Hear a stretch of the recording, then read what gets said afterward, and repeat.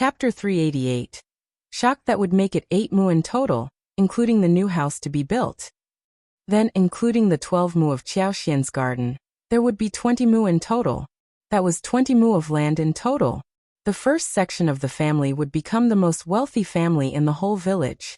Well, the reason why the first section of the family was able to build this big house was originally because of the second and third section of the family.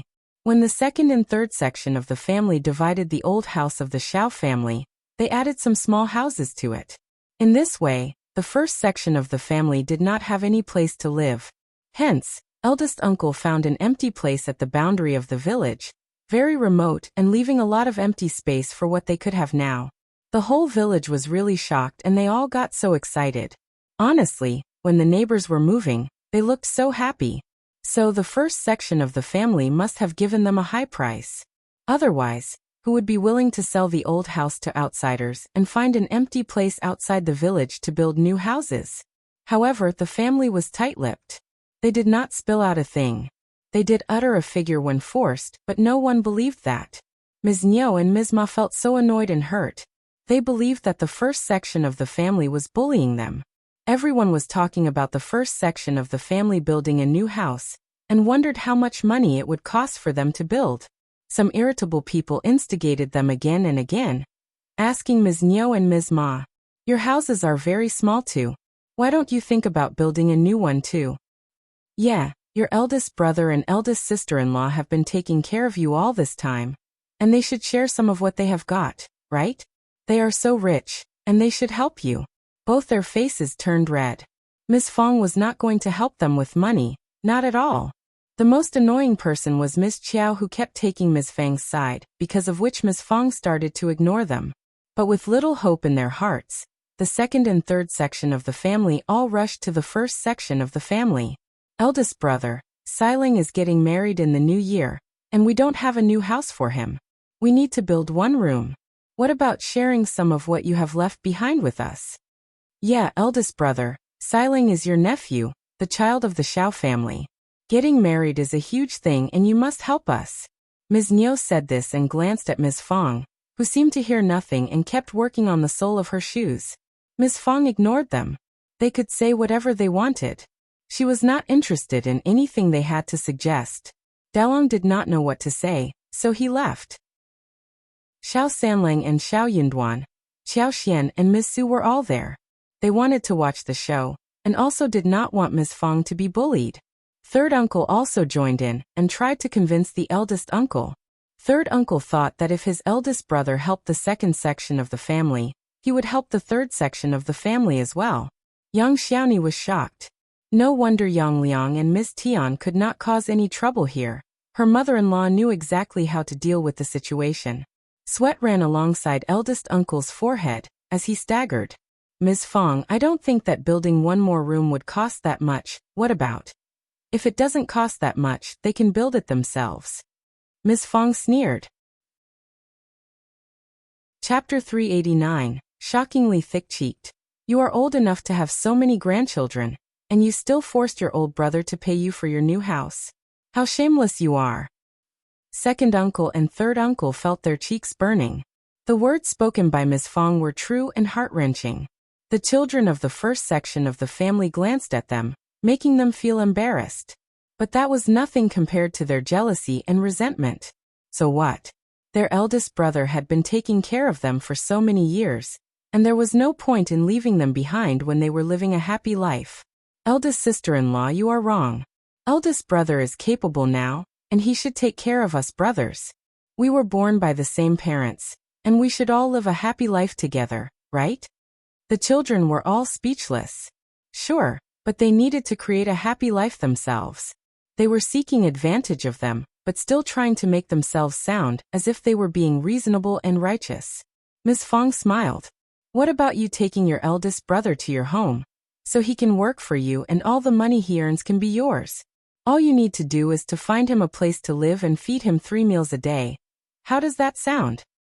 Second uncle and the others from the family were all stuck with words. Eldest uncle got so embarrassed as well. "What are you talking about? I am speaking the truth. Look, in this way you can take care of your brothers so they can live a good life too, How does that sound? Second uncle and his people got furious. They did not want eldest uncle. They needed Qiaoxian's dowry. They stubbornly believed that the first section of the family was spending Qiaoxian's dowry, rather than assume that the first section of the family was earning their own money. Before they could respond, Ms. Fong smiled at eldest uncle. Look, your brothers dislike you. They don't want you to be there. Eldest uncle, third uncle said. Elder sister-in-law, stop joking around. We will be laughed at if that happens for real. You are afraid of being laughed at? How surprising. That was the end of the conversation. Xiao Sanlang suddenly said. What about us building a house together? We have so much land, right? When the house is built, we can all live together and get to know each other better. Ms.Mi's eyes sparkled as she nodded. Yeah, that sounds great. Eldest brother, we are all a family. Yeah, we have a lot of space, right? The children of the first section were all shocked. These people were so shameless. So, they wanted to wait until the house was done before moving in with them? The second and third section of the family got so glad that they all started to discuss when to move in. Eldest uncle was stuck with words. But Ms. Fong could not stand that anymore. She put down her sawls and pushed Ms. Nyo out. Just get out of this place. What are you dreaming about? You move in when we build a new house? You are so shameless. Then she cursed at Xiao Lulang. You can stop going to school. Your head is full of shit. All you can do is to take advantage of people, but can come up with nothing new yourself. Just come back to be a farmer instead. You will have nothing to live on in the future. Ms.Mi got very annoyed as she screamed. My son is definitely going to become an officer soon. What are you talking about? Ms. Fong said coldly. Oh, then you can wait until he becomes one. Get out of here. Xiao Xian and Yang Xiaoni were keeping Ms. Fong company, as they watched the opponents getting thrashed. They could not do anything about the elders directly, but if the elders gave Ms. Fong a push, they were definitely going to teach them a lesson. Chapter 390. Tore off a mess. Sue hesitated but then backed her up as well. When Ms. Fong drove them out, Ms.Mi said angrily, You angry bitch, so unbelievable. Ms. Fong smiled. If I am so unbelievable, you can stop talking with us and not come to my home. Third uncle. Eldest brother, why didn't you talk? Eldest uncle felt dizzy, his head was buzzing. He felt rather messed up. He was very sad about how such a family could become like this. He really wanted the whole family to live in harmony, but it never was in harmony. Ms. Fong argued with him fiercely, and the whole family disliked him. Now even his brothers disliked him. He had never been treated well. Xiao Lulang was very angry by what Ms. Fong said as well. Or that was because he had been shamed by Ms. Fong. He could lie to himself or others. People like Ms.Mi and third uncle who trusted him blindly. He could even be stuck inside his fantasy. Yet he knew pretty well what he was like at the college. During the examination, he couldn't answer any of those topics, and he just wished that he could have some luck to pass the examination. He waited 1 year after another, hoping that he could answer some of the topics on paper next year. But Ms. Fong tore off the fantasy ruthlessly and he felt seen through.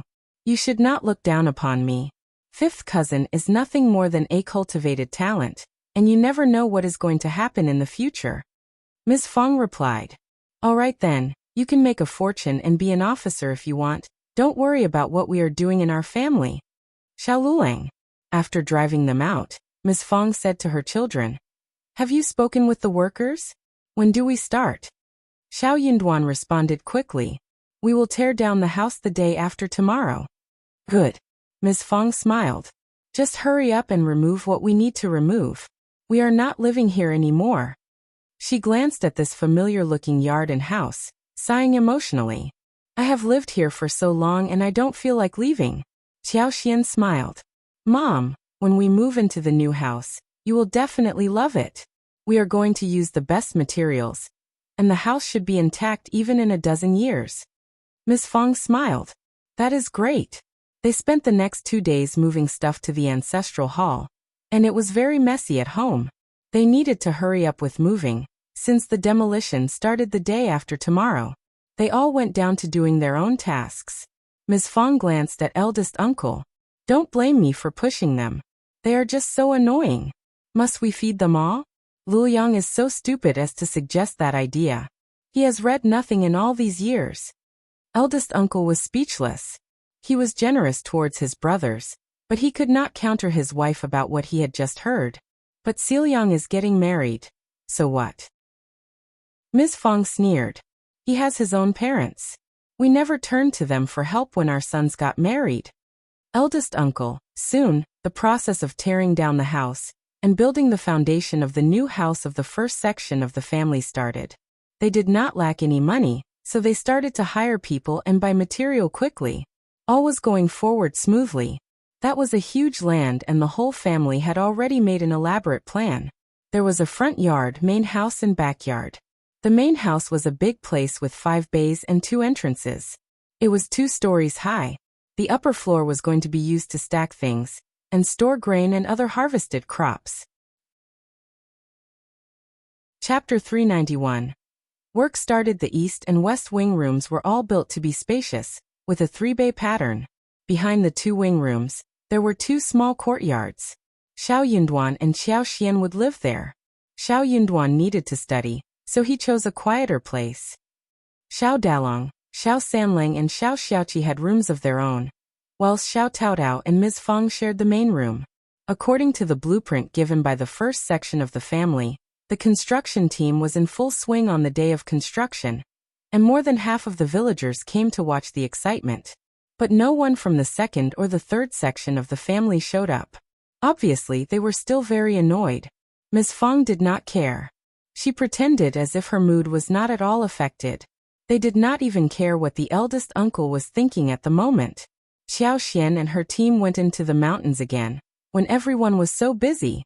Qiao Xian was thinking about the golden sprouts and lavender tea leaves.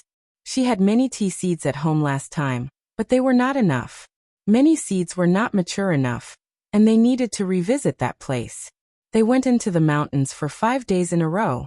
On the first day, they picked tea seeds, and then they started to seek and pick the creeping figs as well as mushrooms.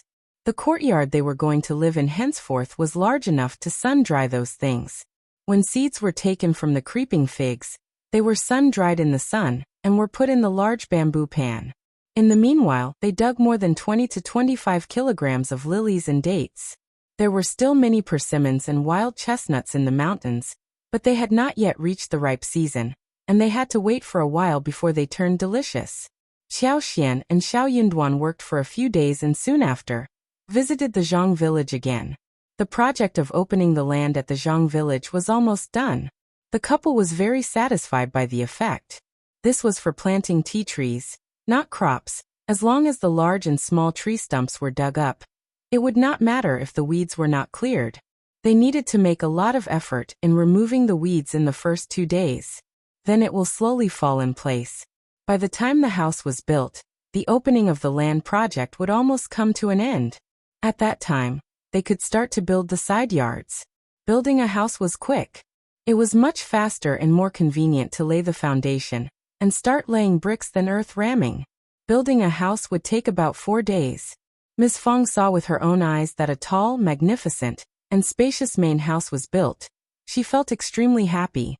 The main room was larger, and when that was done, the other rooms would be constructed even faster. After all the rooms were done, they could build the entire large yard. Then the small yards would be divided, along with the utility rooms. They would build sheds for raising chickens and ducks, lay floor tiles, repair drinking pools. In this way, they would be able to finish the work within 1 month or so. Then they would install doors and windows and have the requisite furniture made. They were definitely going to move in before the new year. The other sections of the family were so jealous and furious. After they were driven out the other day, they were secretly paying attention to how fast the new house was built. Ms.Mi felt very sour inside her heart, seeing the house getting ready little by little. She turned to look at second uncle. We can build a new house too. Silang needs some space to get married. We need it to look good for him. Second uncle felt quite annoyed too as he said, yes, we will build one on our empty space, not with their help. We are going to get a new house too. True. Only then did Ms.Mi feel slightly better. She was getting a new house too. Chapter 392. Suspicion. The second section of the family also started to hire people to build the house. Originally, they were thinking of borrowing some materials such as bricks, stones, and gravel from the first section of the family, but Xiao Yunduan and Qiao Xian had long been on guard against them. The purchase of these things was contracted to the foreman who built the house, and the foreman was responsible for the purchase. All Xiao Yunduan and Qiao Xian did was to examine the quality and sign, confirming the source of the material on each paper. The foreman would gain some profits from it too. Most people in this era were quite practical. They took money and worked hard. Also, they barely had a chance to fabricate anything. For example, the number of black bricks bought could not be fabricated. They used solid woods, not composite lumber. With the foreman who was in charge, the first section of the family saved themselves a lot of trouble. What they needed was to get everything examined well, but not get worried about anything else. But Ms.Mi and second uncle did not know about this. They tried to carry the black bricks away and said resolutely, "This is my eldest brother's home, and I can borrow a few as his brother. I can repay them later. You are an outsider and this matter has nothing to do with you. You are just a laborer. What are you stopping me for?" But the foreman lectured them and explained the details with a cold face, driving them away. He had bought everything with his money, and if Ms.Mi carried them away, he would need to make the compensation himself. They had not expected that the first section of the family had done the preparation in this way, thus getting even more annoyed. The first section of the family has spent so much money in hiring people. How much is it? They haven't lent us anything, but they can waste the money on this. Ms. Zhang was most furious. The second section of the family did not offer to build a new house for her when she got married. But now Xiling was getting married and he would get a new house. She was not worse than anyone else as a daughter-in-law. Why was she so badly treated? She did not dare to complain about it in front of Ms.Mi, but cried badly in front of Xiao Erlang behind their backs. Xiao Erlang had not felt that anything was wrong with it, because he felt happy that his family was getting a new house. But hearing her tearful complaints, he could not help but feel annoyed and displeased. He could not help but mention this to second uncle that he needed one more room too, because his children were growing up, and they would have no place to live in later on. Second uncle and Ms.Mi, who were still annoyed by not being able to get anything from the first section of the family, lectured Xiao Erlang on hearing what he said. One room was already so difficult for them. How could they afford two? They would talk about building new ones in the future. Ms.Mi was sure that it was Ms. Zhang who would have mentioned it. So she lectured her and gave her a hard time for a few days in a row. Ms. Zhang felt so upset that she cribbed about Ms.Mi and second uncle as well as the first section of the family. But for the stingy first section of the family, nothing like this would have happened. On the other hand, the first section of the family had no idea what was going on with the second section of the family. Despite shifting to a new room, Xiao Yunduan was still reading, memorizing books most of the time, whilst Qiao Xian took a break and went into the mountains again. Xiao Sanlang and Yang Xiaoni kept her company on some occasions. Qiao Xian and her team did not go into the deep section of mountains every time. There were many mushrooms in the forests as well. They could see the creeping figs every now and then, and she was able to find them easily.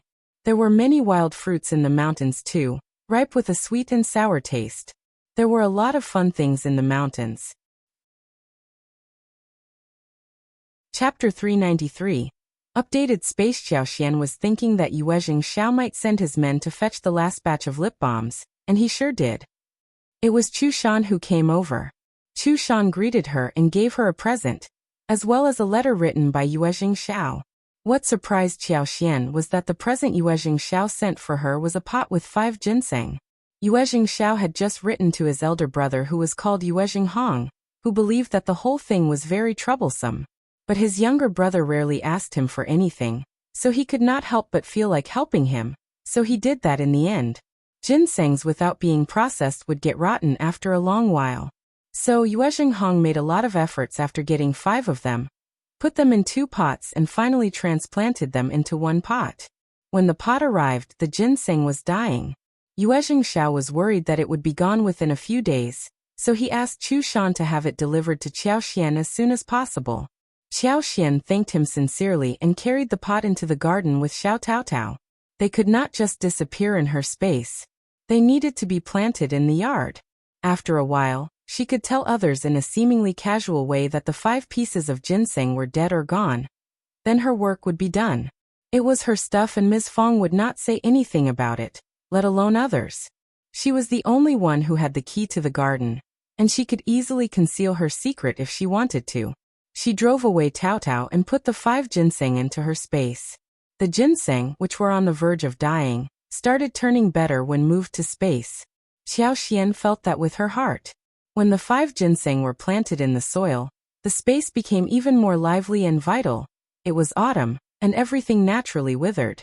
Many plants had stopped growing, and some had become bare. Qiao's superpower was affected by the seasons, and it was not as active as in spring and summer. But the space had not been so lively for a long while. She felt much more energetic when the ginseng were in the soil. Qiao came out when she felt better, after feeling what was inside her head. She believed that if she planted some more precious plants in her space, the space would turn tremendously different. That was to say, the accumulation of quantitative changes to a certain extent would lead to qualitative changes. That made Qiao very excited.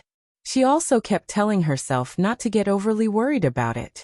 The environment she lived in was still too remote and closed, and precious and rare plants were not easy to come by. Sometimes it was all about chances. Yuezheng was quite reliable, and he could be entrusted to find something good. Also, they were building a new house and she was going to need some more plants. She was definitely going to ask Yuezheng to find those new, precious plants for her. She only needed the rare varieties, such as orchids like ghost orchids, crane tops and lotus petals, peonies such as Yuezheng, plum blossoms such as green plums, dead branch plums, camellias such as 18 bachelors, hentiango, chidan, etc. She wanted to get them with the thought that if the space accepted other flowers and trees, as long as they were rare enough, the space would accept them all. She was thinking about how to get these rare plants. Chapter 394. Into province, these precious flowers and trees could only be obtained by famous and wealthy families. There were very few transactions of these kinds in the flower and tree market. After all, ordinary people could not afford these things. Only rich and powerful families could spend a lot of money to buy them and carefully cultivate them. Money was not the initial condition. It was just a method to get through. The atmosphere seemed a bit strange as she went home. Qiao turned to look at Xiao Yunduan smiled. I was just about to fetch you. Brother Yuezheng has invited us to have a gathering of literature in the province after 3 days. Do you want to join us? Qiao's eyes sparkled. Of course. She could hopefully find precious flowers, shrubs and trees there. She would be too stupid to refuse the invitation. Of course. Qiao nodded as she smiled. Young Master Yuezheng mentioned that the gathering should be of great importance. You should not miss it. Xiao Yunduan nodded. That is exactly what I think. Ms. Fong and the others in the family nodded in agreement. Xiao was going to keep him company. Chushan smiled. Then, please get your luggage ready tonight, so we can leave tomorrow morning. Xiao Yunduan nodded happily. This way, Chushan and the coachman spent their first night at the first section of the family. They slept on the floor of Xiao Zhaoqi's room. Ms. Fong asked Xiao Xiaoqi and Tryout to follow them to the province since there was nothing much going on in the family. Xiao Yunduan was hesitant about this. Living as a large family next to the ancestral hall was not as convenient as living at home. There was still farm work to do every day, and the house was being built. Somebody had to go see it a few times. If half of the family was gone, they were running out of helping hands in the family. What if the other sections of the family caused trouble at the time? He was worried that his mother would run into a problem when he and Xiao were absent. Ms. Fong seemed to have seen through his concern and she smiled. Don't worry, just do what you need to do. I am not bullied easily, and I have Sanlang and Ms. Yang with me here. Dalong was too honest to fight back, especially when Ms. Fong and eldest uncle were in an argument. But if Ms. Fong was bullied, he would definitely step forward. Ms. Su was not a good helper, but if she forced her to help her as a mother-in-law, she would not refuse to do so. Xiao Sanlang and Yang Xiaoni were with her, and they always took her side. So, Even if Xiao Yunduan and the others were away for a while, it would be fine. Xiao Yunduan agreed and nodded at the proposal. Early the next day, Qiao Xian, Xiao Yunduan, Qi and Tao Tao left with Chu Shan and the coachman. After breakfast, Ms. Su, Yang Xiaoni were doing housework, whilst Ms. Feng was taking care of her grandchildren as Xiao Dalong and his brother went to check around the new house before heading to the mountains for wood chopping. It was getting cold soon and they needed to store as much wood as possible, enough for the winter and the spring. Wood was not easily obtained when it rained too much in spring. Ms. Feng looked and saw Xiao Luleng in front of him. "Oh, what are you doing here?" Ms. Feng sounded calm, but she looked very cold. This man had the audacity to suggest moving the whole family together after their new house was built. Ms. Feng looked down at him to an extreme degree. Chapter 395. Regretful. Xiao Luleng did not sense her displeasure though. He had always thought highly of himself, and he said with a smile, "Eldest aunt." He asked in a pretentiously casual way, "You had guests last night, right? They seem to be young Master Yu's servants, right? Have they left already?" Many people had seen Chu Shan coming to the village the day before, and Xiao Luleng saw that too. But he lost interest in the visit, since Chu Shan was here alone. So he did not come to them the day before. But he got quite curious as he came to them in the morning. Unfortunately, the wagon was gone, so was the man. Ms. Feng let out a cry of surprise. Xiao Luleng smiled. "I need to talk with my cousin." Ms. Feng stopped him. "Your cousin has left with Chu Shan." "What?" Xiao Luleng's face changed. "So Chu Shan was here to take him away as a guest to their place?" Ms. Feng looked at him with confusion, wondering what made him so excited at the moment. She nodded. "Yeah." Xiao Luleng suddenly felt regretful. "But I had a nice chat with young Master Yu last time as well. Why didn't my cousin ask me to join them? He should have come to them the night before and asked about the visit. He had just missed the great opportunity." Ms. Feng was speechless. Young Master Yuezheng and young Master Xia were getting on well with her son, not with Luleng. She said, "But Chu Shan didn't say that young Master Yu invited you." Xiao Luleng got stuck with words and turned pale. "But we are cousins and we are together, right?" Ms. Feng found it hard to counter him about this, so she let out a small okay, and said nothing more. Xiao Luleng had no idea what else to say. What could he do since the wagon was long gone? He could try to chase the wagon, but he would not be able to catch up at all. He wanted to lecture eldest aunt, but he did not dare to. Xiao Luleng thought of an idea and said, "Where does young Master Yu live?" Ms. Feng understood clearly what he wanted to do, and replied with a smile, "One have no idea." Xiao Luleng felt that Ms. Feng was lying, but he could not prove that. "You really have no idea?" "No." Xiao Luleng got so annoyed as he said, "Can you swear on that?" Ms. Feng threw a look at him. "What is wrong with you? I would be mental to swear on this. Just leave me alone. Honestly, you can't do any labor work and just read and write. So, you should just stay in the room and read on your own. What will you do if you don't pass any examinations?" That was so heartbreaking for him to hear. Xiao Luleng. He felt even more annoyed. Xiao Luleng felt regretful as he came back home in distress. Ms.Mi asked him about it in concern. Xiao Luleng did not want to mention it, but he could not help and complain to Ms.Mi. Ms.Mi did not feel any sympathy, but snapped angrily. "They are just showing off. They have rich friends, but so do you. Just ignore them. If you feel bored, go and visit young Master Zhao again." Xiao Luleng was startled.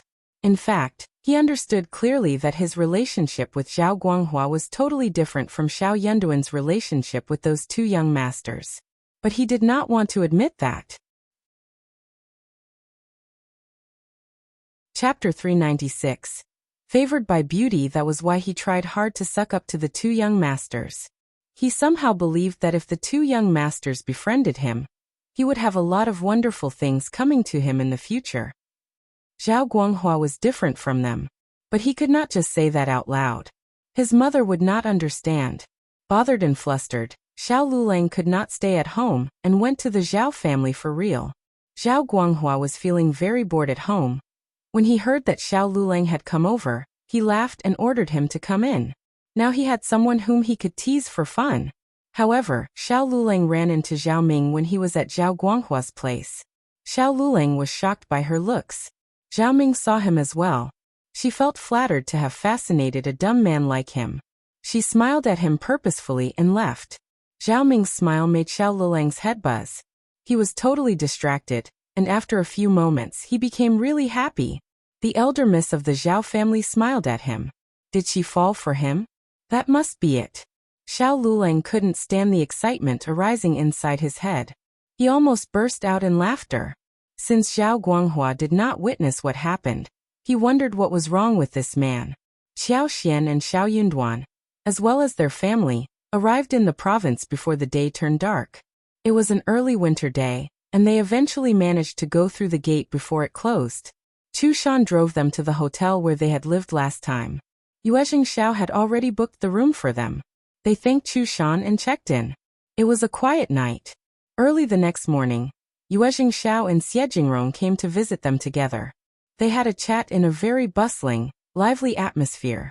Yuezheng Xiao and Xie Jingrong thanked them for the presents which they brought along. Those included some sun-dried mushrooms and creeping figs.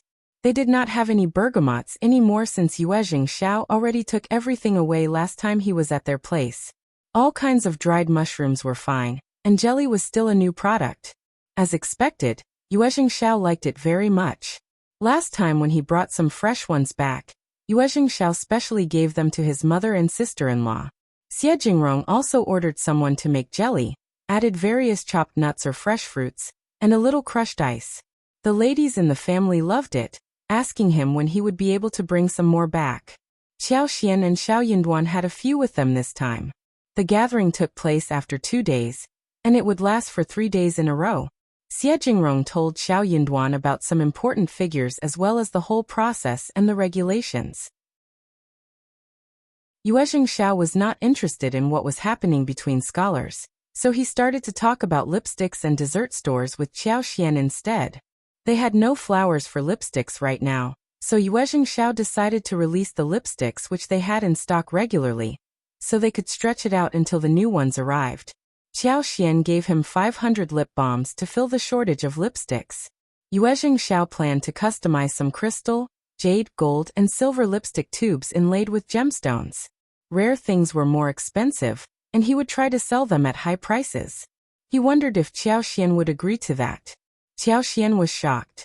The Yuezheng family was indeed a wealthy business family with not only a huge background, but also ideas and abilities. Some very wealthy ladies would expect their things to stand out from the ordinary ones. Chapter 397. Limited version. The crystal and jade lipstick tubes would not cost a lot more than the current cost, but the price could definitely increase by more than 100 times. Also, they did not need to have many tubes like this. More than a dozen sets would be enough. That sounds great. In this way we can make more money and satisfy what the noble ladies and madams like. That is like killing 2 birds with 1 stone. Xiao Xian nodded in agreement. Yuezheng Xiao struck his thigh and smiled. That is true. Exactly what I think.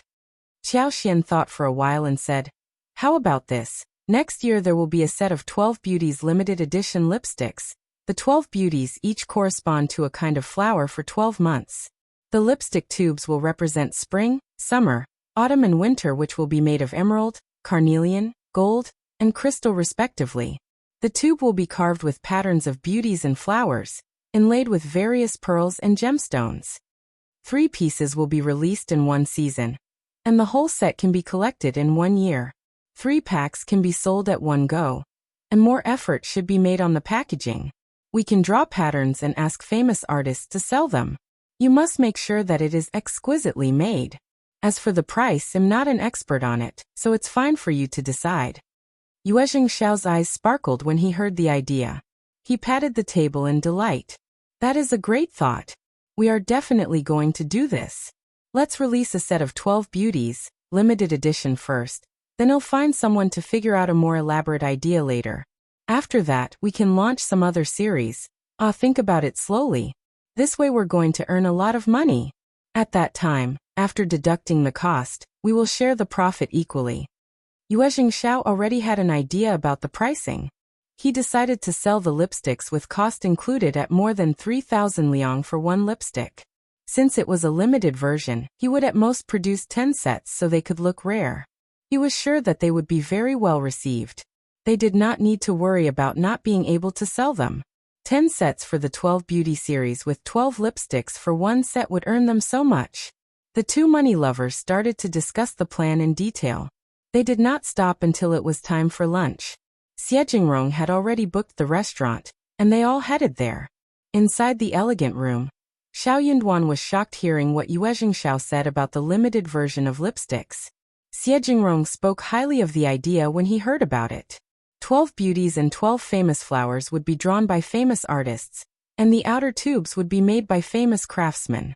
The gold, jade and crystals corresponded to the 4 seasons. They were luxurious and elegant enough, and will work perfectly as limited versions. Rare things were always more expensive, and they would definitely be sold. A few thousand liang was nothing in rich people's eyes. After all, real rich people had so much money to spend that it simply could not finish.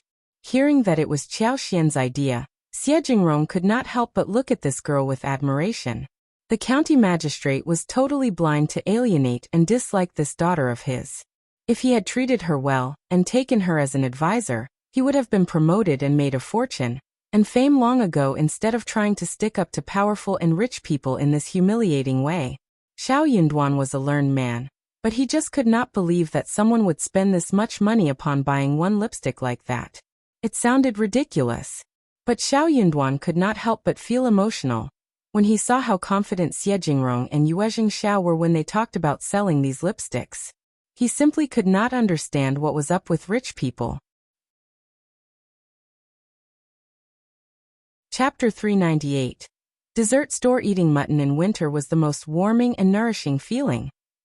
Today's several big dishes were all mutton, including roasted leg of lamb, braised lamb chops, braised mutton with radish, steamed mutton with powder, and mutton in a dry pot. They were all served straight out of the pot. The chefs at the restaurants were pretty good at cooking. Yuezheng Qiao could not help but talk about the dessert stores during lunchtime. Qiao Xian told him that they already bought the land for opening, and they could plant the creeping figs in spring and harvest them in autumn. There were many creeping figs this year, and the sun-dried ones should weigh over 50 kilograms. But those were not enough to open a dessert store.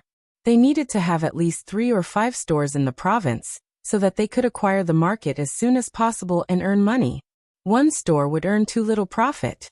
They could not just sell jelly and needed to offer something more as well. This ice powder jelly could not be copied by others.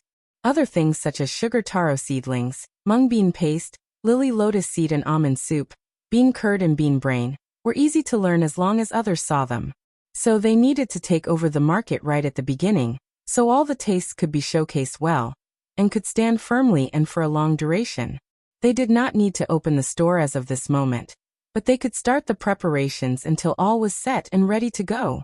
Qiao Xian also mentioned raising cows, and she wondered if the cows could be bred because milk could lead to making many other interesting dishes as well. Taking advantage of the trend, she also mentioned sago, cassava, and papaya available in the south. If they could find those, the whole thing would get much better. Yuezheng Qiao and Yuezheng were both shocked. This was far more than jelly. They were even thinking about raising cows. What was sago rice? Cassava? They never heard about these things. They had heard of papaya, but never saw it before. Yuezheng Qiao gave Qiao Xian an admiring look as he sighed. You have such vast knowledge. Everything sounds so good. Draw me some pictures, so I can try this with my elder brother. As long as we have them on this land, we will definitely find them. His elder brother had befriended many wandering people as a businessman. Although they were not very close friends, they could offer some help to find the stuff they needed. Qiao Xian smiled. Yes, I also read some sayings in a book about foreign countries. The sago and cassava should come from the west, and most of them have to go to the south to find them. Yuezheng Qiao nodded. I will speak with my brother. He smiled as he looked at Yuezheng. We do have cows. Their family happened to have a small ranch, and they raised some cows there. Qiao Xian and Xiao Yunduan turned to Yuezheng. Yuezheng smiled. My grandfather and grandmother like milk, so the family specially raised a few cows, which were easy to handle. Soon I will take over this pasture and expand it to raise a few more cows. 20 or 30 should be enough. Qiao didn't know if that was enough, but how many cows could be raised on a ranch needed to be calculated by experience or in a scientific way, not as per their wish. Qiao smiled and nodded. 20 and 30 should be enough. Let's see how the store business goes. Yuezheng smiled happily. The business should be good. They talked for a few minutes before leaving. It was quite late in the day. Chapter 399. Yuezheng Ting again. It was slightly cold in the province, and both Qiao and Xiao Yinduan did not have many clothes with them. So, they went to buy a few more warm clothes on the way, which Qi and Taotao could bring back to the hotel, whilst they went to a few bookstores and returned a little later. They had a quick dinner at the hotel and stayed there until the next day. Xiao Yinduan was getting ready to attend the gathering these days, and was reading a few poetry collections as part of the preparations. He was definitely going to be asked to make some poems at the gathering, though that was not the theme of the gathering this year. Qiao, Qi and Taotao chose to go out and have a tour around. Qiao was still thinking about precious plants, but she had not told Yuezheng about this idea yet. She decided to try her own luck first. She also wanted to buy a few things for home as well.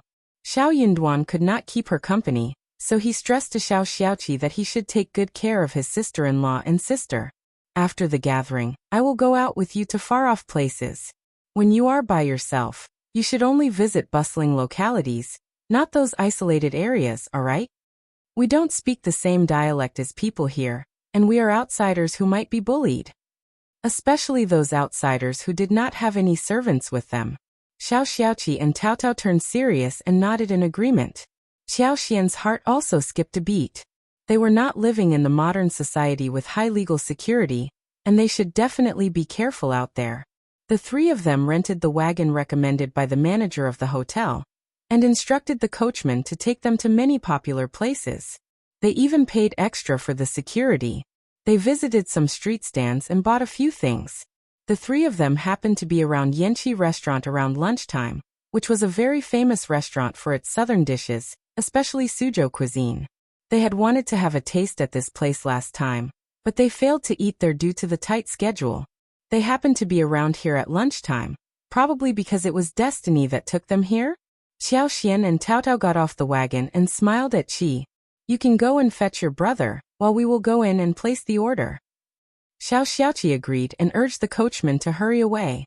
Yanqi restaurant was one of the biggest restaurants in the province, so Qiao and Taotao should be safe here.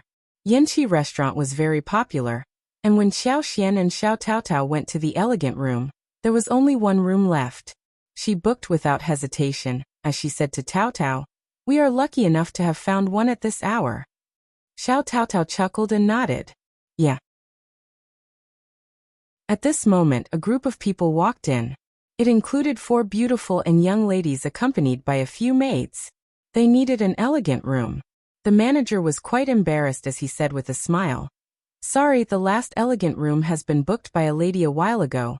Maybe you can come back later, and we will save one for you." The lady who asked for the elegant room turned to Qiao with a smile. "Lady, you only have 2 people but we have so many. Can you spare the elegant room for us? I can compensate you with 1 liang." Qiao, this lady looked very arrogant. She seemed quite friendly but as a matter of fact, she was rude to her face. Most importantly, this lady did not recognize her, but Qiao did. Even Taotao exchanged a surprised look with Qiao. She had recognized her too. It was Yuezheng Ting, Yuezheng Xiao's cousin. Qiao did not care if she recognized herself. They were just irrelevant people in her eyes, and it was not so strange that she did not recognize her. Chapter 400. Rejection. Qiao did not mention that they had met, nor did she say that she knew her cousin Yuezheng Xiao well. "I am sorry, miss, but we are a group of more than 2 people.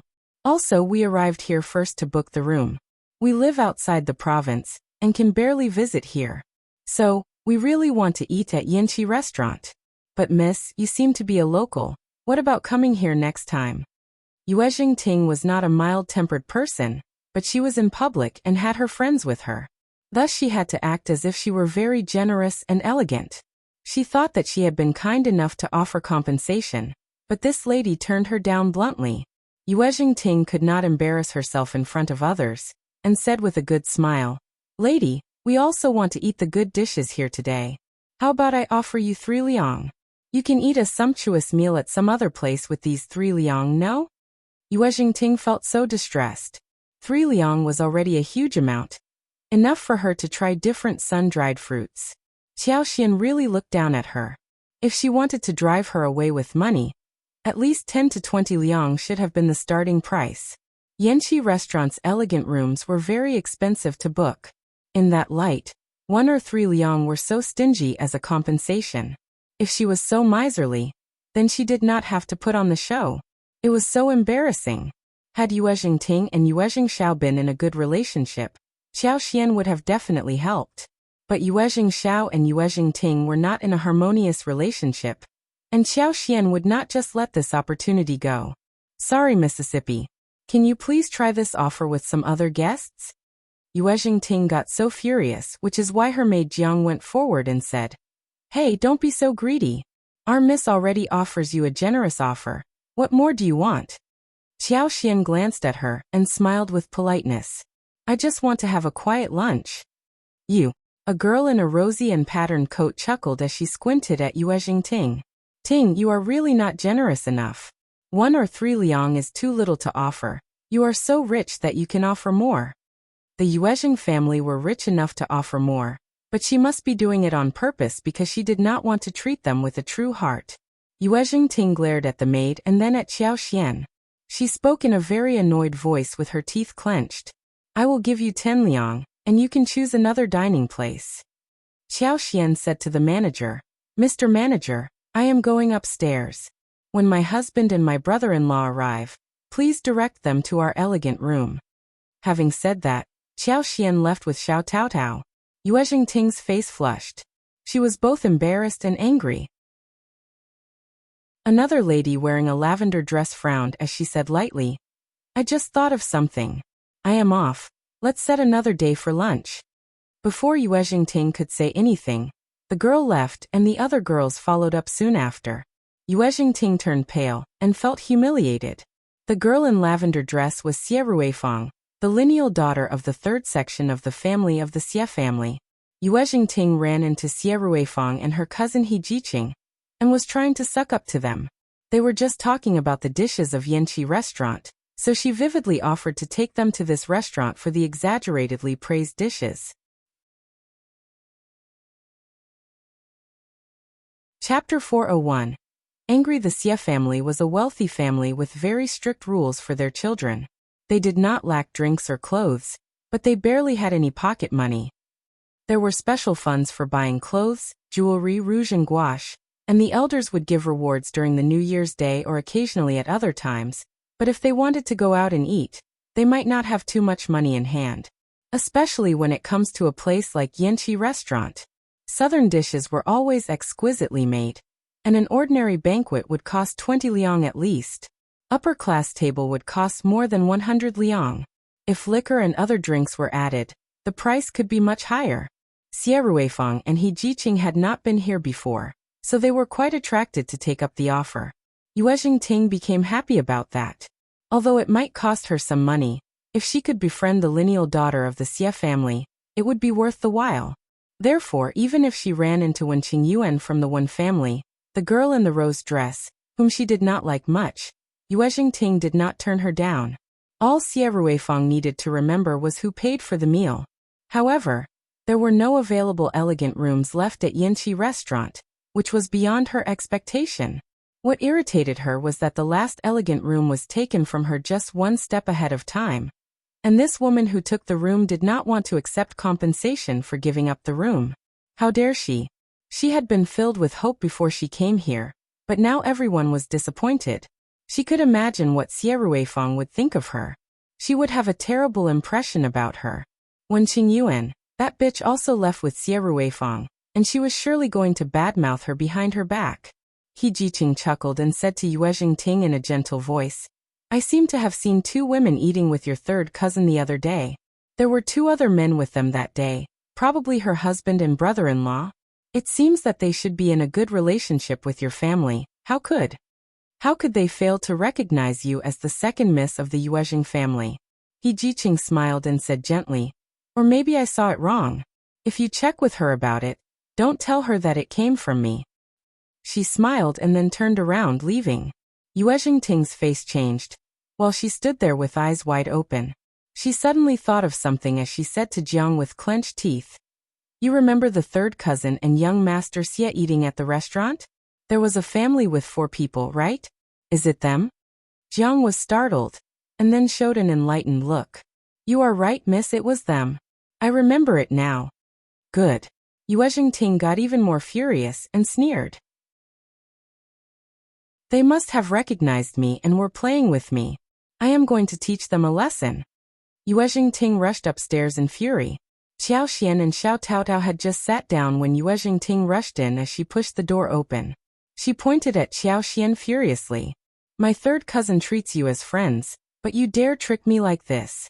I will tell him so he can teach you a lesson. Yuezheng Ting stopped pretending to be an elegant lady when no one was watching. But she had not thought of Qiao Xian and Tao Tao's name, so the impact of her accusation was largely reduced. Chapter 402. Payment. Qiao Xian raised her eyebrows. Sorry, Lady Yuezheng, but I booked the elegant room first, and I don't want to give it away to you.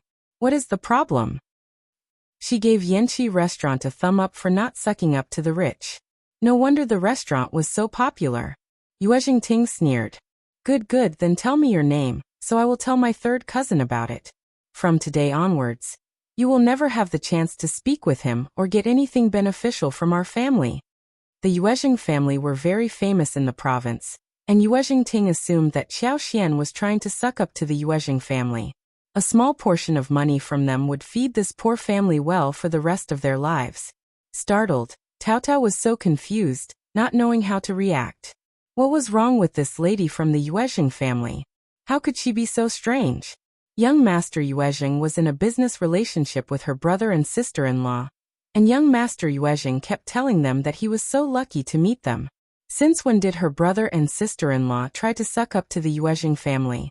Where did Lady Yuezheng hear about this rumor? Tao Tao did not like to be misjudged. She could not help but speak up. Sorry, Lady Yuezheng, but you have misunderstood us. We have never taken anything good from your family, and my brother and sister-in-law's relationship with young Master Yuezheng is totally fair and straight. How dare you say fair and straight? Yuezheng Ting sneered. You want to tell me your names? Qiao Xian pinched Tao Tao's wrist and looked at Yuezheng Ting. I don't think that is necessary. How about asking your third cousin yourself, if you want to know our names? Yuezheng Ting got so annoyed that she said, Okay, you are very bold. Let's wait and see what you have to pay for your rudeness. Yuezheng Ting glared at Qiao Xian and left in a fury. Tao Tao got a little anxious, asking, Fifth sister-in-law, is this okay? Lady Yuezheng is young Master Yuezheng's cousin, after all. Qiao Xian was amused. Don't worry, think about our own cousins. If they irritate our friends, and get driven away by our friends, will you be mad at our friends? Of course not. Xiao Taotao burst out, and felt a little embarrassed. Qiao Xian smiled. Not so worried anymore? Xiao Taotao nodded and said involuntarily, Why are cousins always so annoying? Qiao Xian laughed. That's a good question. Soon the waiters came in, and the two of them started to order. Qiao Xian ordered classic southern dishes such as squirrel mandarin fish, stewed meatballs, braised eels, crystal meat, braised pork and baihua wine, pingqiao tofu, and boiled dried shredded rice. She hadn't tasted authentic Jiangnan cuisine since she came here, and wondered if Yanqi restaurant would be a disappointment or not. The food would cost over 30 liang, but that was worth the while if the taste was authentic. Xiao Yunduan and Xiao Xiaoqi arrived after the two girls had waited for a while. Qiao Xian smiled brightly at Xiao Yunduan. I heard that the restaurant serves authentic southern dishes. Let's just have a try. Xiao Yunduan smiled gently. There are many restaurants in the province that are worth trying out. We will visit them one by one.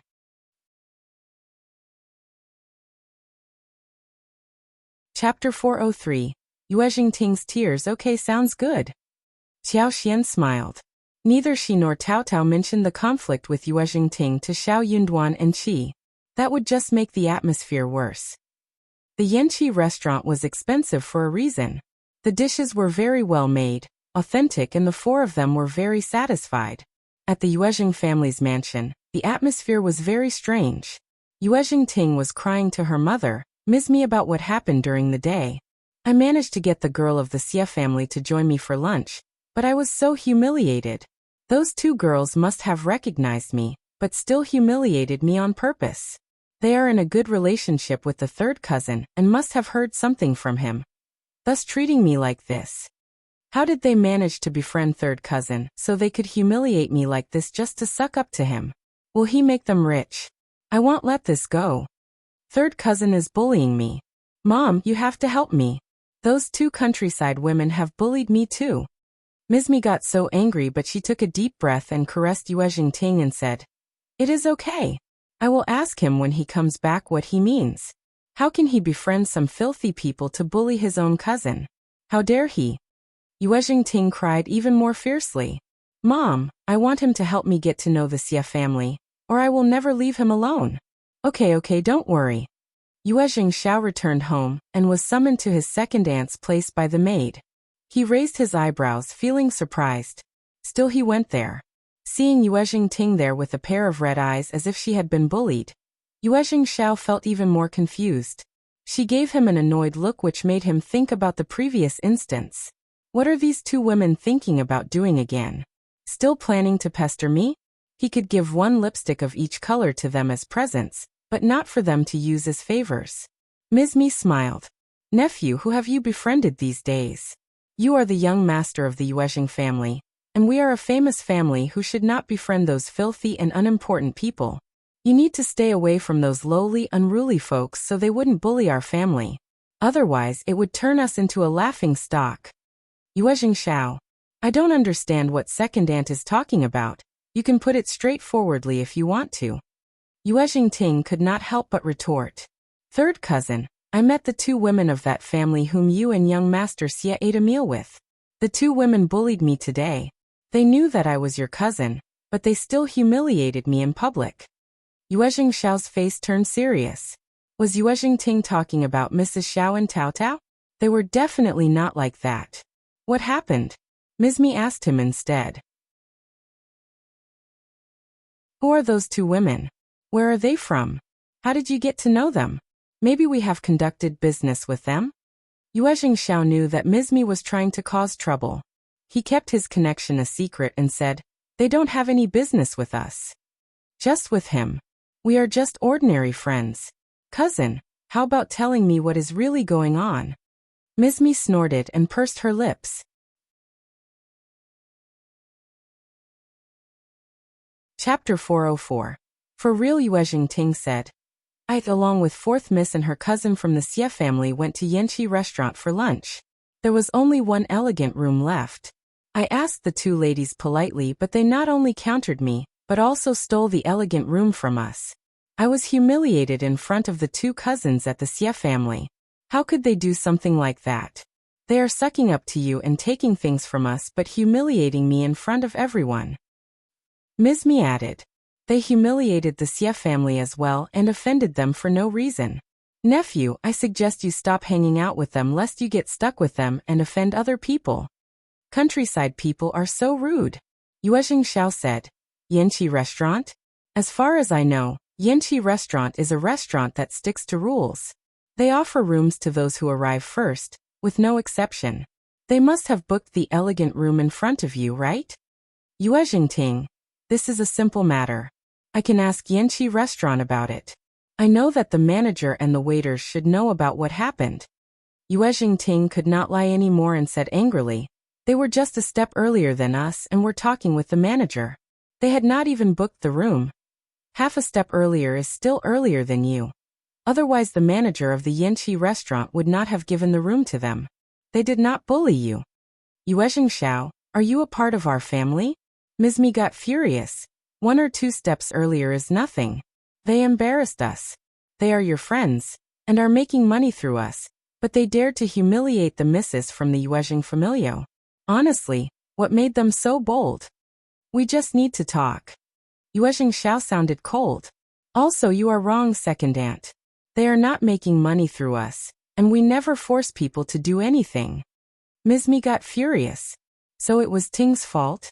Looks like it. You. Good. You must be feeling very proud to have bullied us from the second section of the family for not having a very successful businessman, right? Yuezheng Qiao was surprised. Second aunt, I don't agree with what you said. We are simply discussing this matter. You are a bully if you try to push other people. Also, I think that second, fourth and fifth cousin are all excellent men. Why are they considered unsuccessful? Fifth cousin reads well, and my father used to speak highly of them, so did my second uncle. Just get out of here. Ms.Mi's face changed, as she shouted at him hysterically. Yuezheng Qiao got up and greeted her politely. Goodbye, second aunt.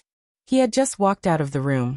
When Yuezheng Qiao heard Ms.Mi's furious shouting and scolding as well as the sound of china smashing, he snorted and left leisurely. This second aunt of his really loved to make a scene. She was greedy, stupid, narrow-minded and suspicious. She was domineering towards her subordinates, flattering her superiors.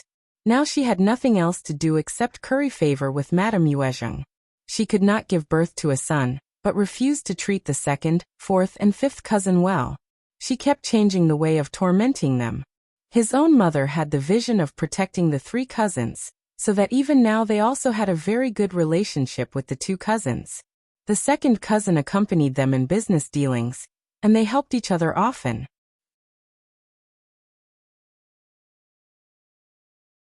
Chapter 405. Working harder that made his second uncle feel very satisfied as well, so when his second aunt tried to turn them against each other, she inevitably failed. That was why he quit the family business. When he quit the family business, second uncle felt even more satisfied, and the family would get more stable, and his mother felt more assured taking care of his father in town. His fifth cousin was very smart. He had been reading a lot since he was young, so the family decided to train him to work for the government. But for some reason, the second aunt was worried that when the fifth cousin became an officer, his mother, Concubine Min's position would be raised. So she got Concubine Min killed first. Though there was no direct evidence, people were well aware of the fact. Fifth cousin was not too young at the time, and he remembered it. For that, he would probably get second aunt killed when he reached a high position in the government. How dare she scold him like this right now? She was so stupid. Yuezheng Qiao thought for a while, and decided to visit Xiao Yunduan and Qiao Xian at the hotel in the afternoon. Yuezheng Ting had offended his friends, and he needed to express his stance. Qiao Xian had not intended to tell Xiao Yunduan about this, but now the secret was revealed.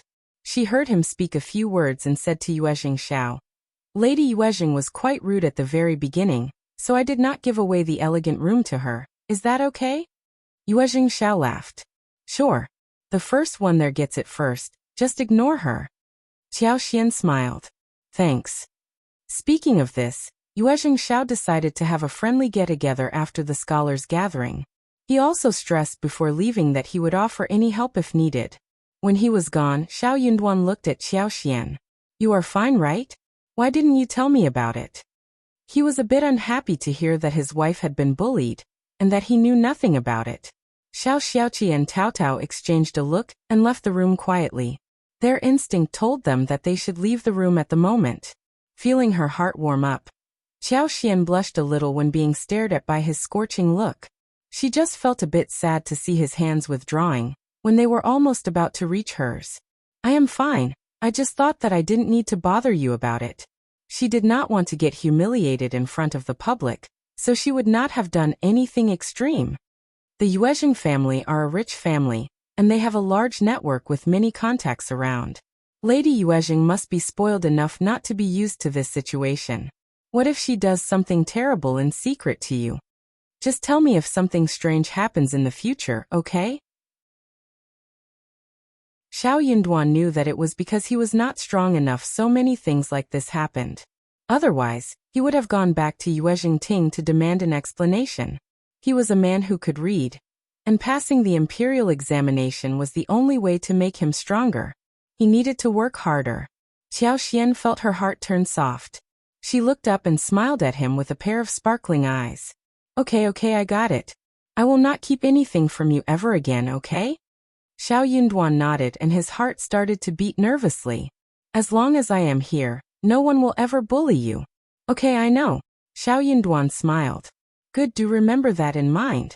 The couple looked at each other, feeling their hearts turning warm. Xiao Yunduan did not tell her how he felt for her, because he was not qualified enough at the moment to do so. Qiao Xian was not anxious to hear what she wanted to hear. He had only her and he only cared about her.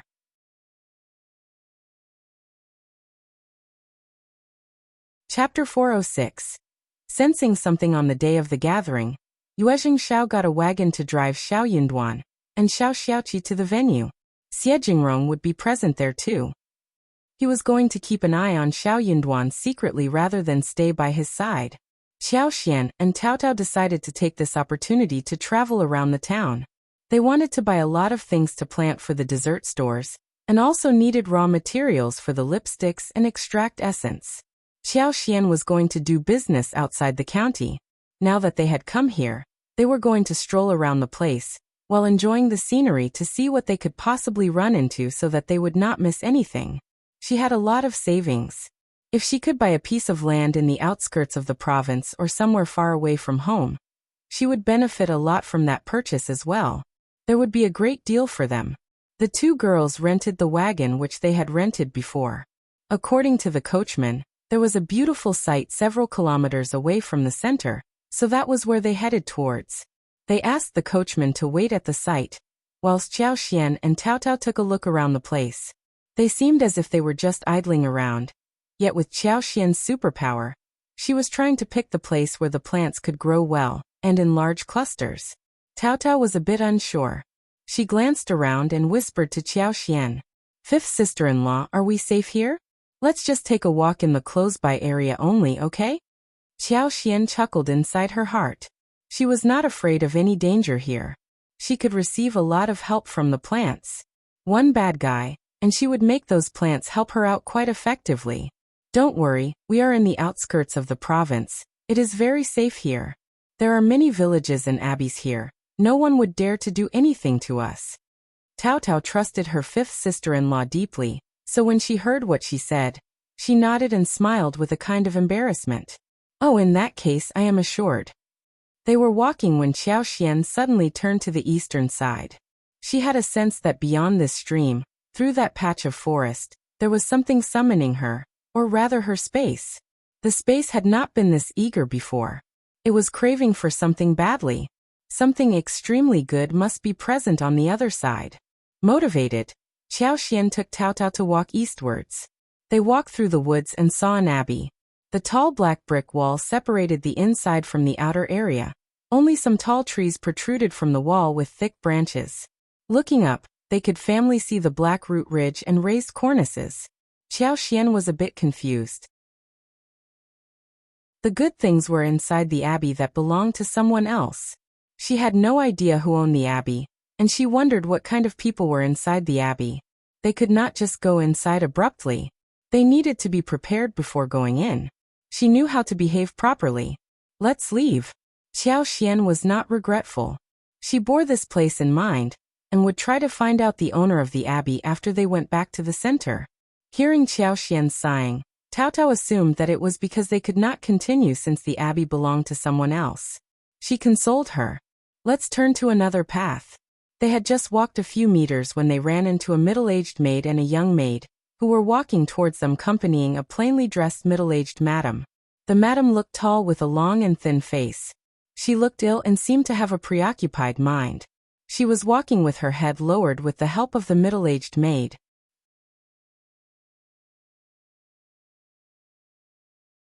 Chapter 407. Encounter with First Madam. The woman maid held a basket with a lid, and the three of them were not talking. Seeing that, Xiao Xian and Tao Tao made way for them to pass through. 2 meters away from them, the woman swayed and then collapsed with her eyes closed. The middle-aged maid and young maid cried out together as they helped the madam up. "First madam, please, first madam. First madam, wake up, please wake up." Qiao Xian and Tao Tao went up to help them without any hesitation. But they did not know how to cure sick people. "Auntie, should you take the lady into the city for a medical checkup? We have a wagon, and we can take you there." The maid looked up and saw Tao Tao and Qiao Xian. She forced a smile and said, "It is fine, but could you help us to carry her back to our abbey?" The maid clearly knew that First Madam was distressed mentally, and that's why she became sick. She was in a bad mood, thus passing out. It was not that she had any disease. She was disturbed in her heart, and needed to get that problem cured from the root. Otherwise she would not be able to recover. Qiao Xian and Tao Tao nodded. Together with the middle-aged maid, they helped the madam back to the abbey, which happened to be the place Tao Tao and Qiao Xian had intended to go to a while ago. As they went into the abbey, the servants came with a chair and carried their first madam back to the room. The middle-aged maid asked the housekeeper to take Qiao Xian and Tao Tao to the hall. She apologized to them before heading back to First Madam to see how she was doing. The medical pills were slowly dissolving inside warm water. Auntie Hua ordered the other maids to get First Madam to lean against the chair, as she fed the medicine into her mouth. Gradually, First Madam opened her eyes. The abbey wasn't very big, yet it was quiet and neat. Looking out from the window of the flower hall, they could see the corridor pavilion, rockery and lake stones among the flowers and trees. The trees were lush and green, and everything was very neat. The maid served them tea and pastry, and stood quietly by the doorstep. Tao Tao was feeling uneasy. She had not expected that they would run into such a beautiful abbey. She looked at her sister-in-law who looked very serene, so she tried to calm herself down too. But what she did not know was that Qiao Xian was not feeling calm at all. Her space was getting agitated and she knew where the good thing should be. Yet she just could not touch it directly. Such a feeling sucked. Qiao Xian and Tao Tao would have left by now but for her curiosity towards that unknown thing. She did not need to stay to seek favor, or attempt to establish a friendship with this family, since all they did was to help carry the woman home. But that unknown piece of treasure was tormenting her mind so much that she really wanted to see what it was. Auntie Hua came before Qiao Xian, and Tao Tao waited for too long. "Thank you for your help today.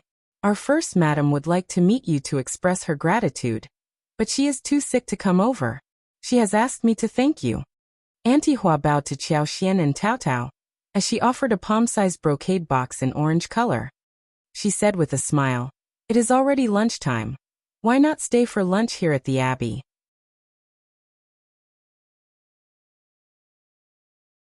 Chapter 408. Treasure. Qiao Xian turned down the brocade box. "It is just a small favor. We cannot accept such a big present. If it is okay with you, we would like to have lunch here." Startled, Auntie Hua smiled. "That is totally okay. Please stay for lunch. This present. Just put it away, we can't accept it."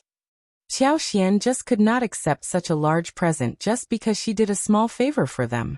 Seeing her resolute attitude, Auntie Hua did not insist, but exchanged names between each other, so they could be served lunch soon. Qiao Xian could not give up the chance of taking a walk around and begged the maid, "Auntie Hua, can we take a walk around this garden? It looks so beautiful." It might be a little rude for them to make a proposal like this just because they had done them a small favor. Slightly surprised, Auntie Hua did not expect that a properly behaved woman like Qiao Xian would propose something like this. Despite her slight displeasure, Auntie Hua nodded with a smile. "Sure, just walk around as you wish, but don't go too far." "Thank you." Qiao Xian smiled and thanked her. Tao Tao thought that her sister-in-law was really interested in the landscape in the garden, so she was also very glad to have a chance to take a look around this beautiful garden. The two girls walked into the garden. Qiao Xian had a predetermined goal in her mind. She simply followed the direction the space was summoning her to. Soon, they came to the deep side of the garden. Then she was shocked. She was totally taken aback, facing the patch of woods in front of her. Tao Tao could not help but breathe. "It smells so good. What are these trees? They are giving off such a nice scent." Qiao Xian, of course there was a great smell. The forest was not large, but there was so much sandalwood, which was emitting the fragrance. The trees were very well trimmed, despite the size. Some large trees would be as old as 40 years. Qiao Xian did not recognize the trees, but she could sense that there was a smell of sandalwood. But she could also sense that the forest was filled with precious trees. That was because her space had turned desperate for them. If she was more knowledgeable, she would be even more shocked, because the trees included sandalwood, yellow rosewood, lobular Venus red sandalwood, golden phoebe, camphor tree, purple camphor tree, cold-scented tree and more. The owner of the abbey apparently loved those precious woods, so they had this patch filled with trees many years ago. These were huge trees. Qiao Xian could not help but walk into the trees, when she saw a very tall, sky-piercing tree. But she could not just take them. She wanted to get a few twigs, but she failed to reach them. She needed to walk up to the tree to get them. Qiao Xian struggled for a while, but didn't ask Taotao to climb the tree together. It would be embarrassing if people in the abbey saw it, especially after they were received so warmly. If she did this, it would be too disrespectful and unsuitable. Qiao Xian thought, and decided to ask Auntie Hua to get 2 twigs for them. Small ones would do too. As long as these twigs went into space, with the blessing of magical power, the space would be full of vitality. The small branches could take root and grow vigorously.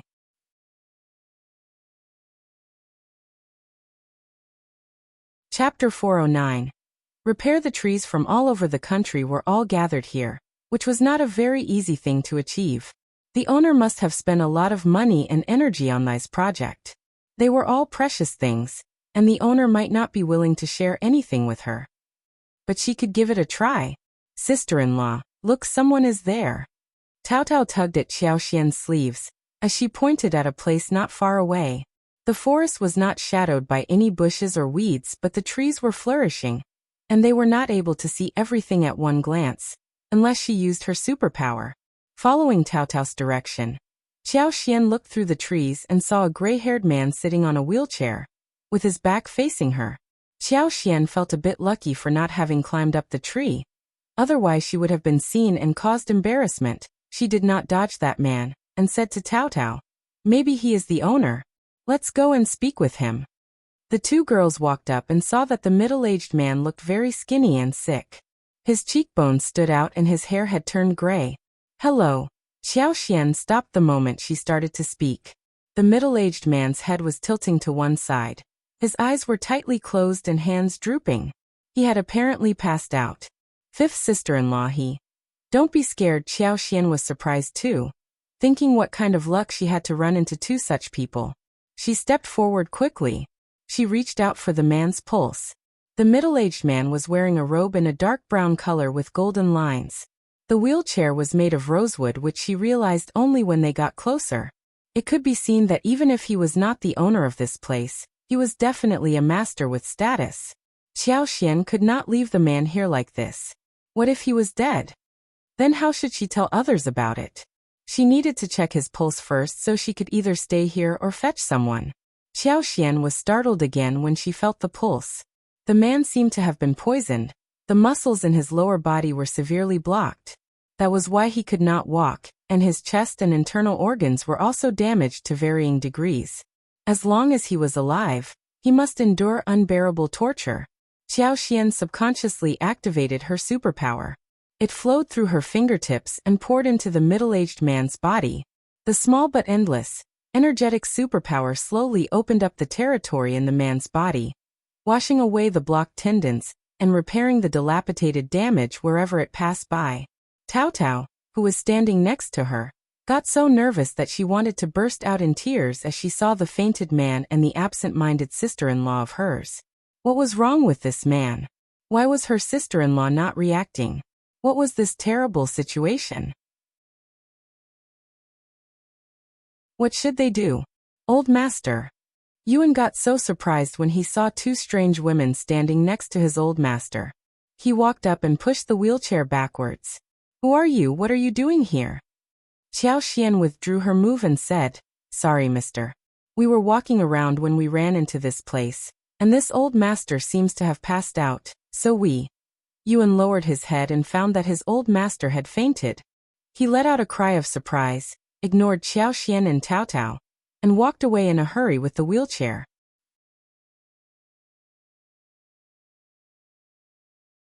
Chapter 4:10.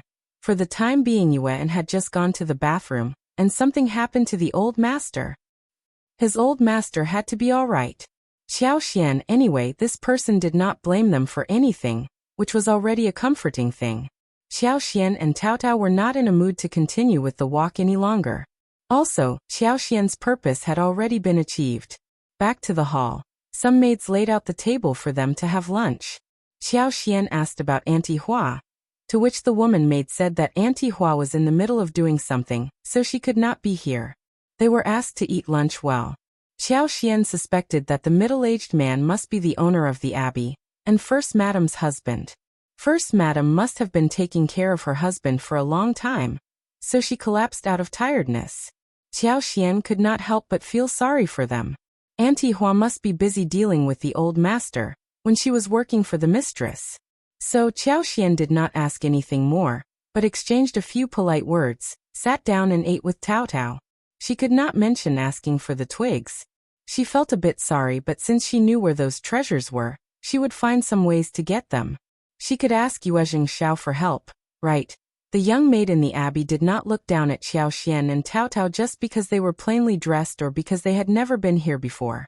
They were served with 6 dishes and 1 soup. The servants served them well. The reason why those servants were so well-mannered and did not judge people by their looks must be because their master and mistress had taught them so. It was a family with moralities. Qiao could not help but develop a good feeling towards this family. She would not mind treating that old master if she had some opportunity in the future. In exchange for a few twigs from the precious trees, she was going to think of a good method to use the superpower without exposing her abilities or causing suspicion. After lunch, Qiao and Tao waved them goodbye. They took a walk around and went back to where the wagon was stationed. Then they went back to the city together. It was almost 4 in the afternoon when the 2 girls arrived at the hotel. Xiao and Qi had not yet returned as the evening touched down. They might not be able to come back for dinner. So Qiao and Tao ate some simple dinner at the hotel rather than wait for them. Sure enough, when they returned, it was already dark outside. Xiao had drunk some wine and walked in with the help of Qi and Chushan. Luckily, he still had a pair of bright eyes. He was not fully drunk. No one liked to take care of drunk people. Chushan did not leave directly after he helped Xiao. Instead, he left after helping Xiao wash up. Xiao thanked Chushan and gave him a red packet containing 1 liang, and asked Qi to walk him out. Then, she asked Qi about the gathering. Speaking of it, Xiaoqi could not help but tell Qiao and Tao the story vividly. It was a very bustling event. They made poetry and discussed articles. Everything looked lively. He could not understand it all, but he could still tell that there was competition in the happy place. Qiao and Tao showed concern about Xiao, to which Xiaoqi said proudly, "Fifth brother is excellent." Everything spoke highly of his articles. Some people looked down at him initially, but when he made the articles, they were all convinced, especially when young Master Xia praised him as well. After that, everyone started to look at fifth brother in a different way.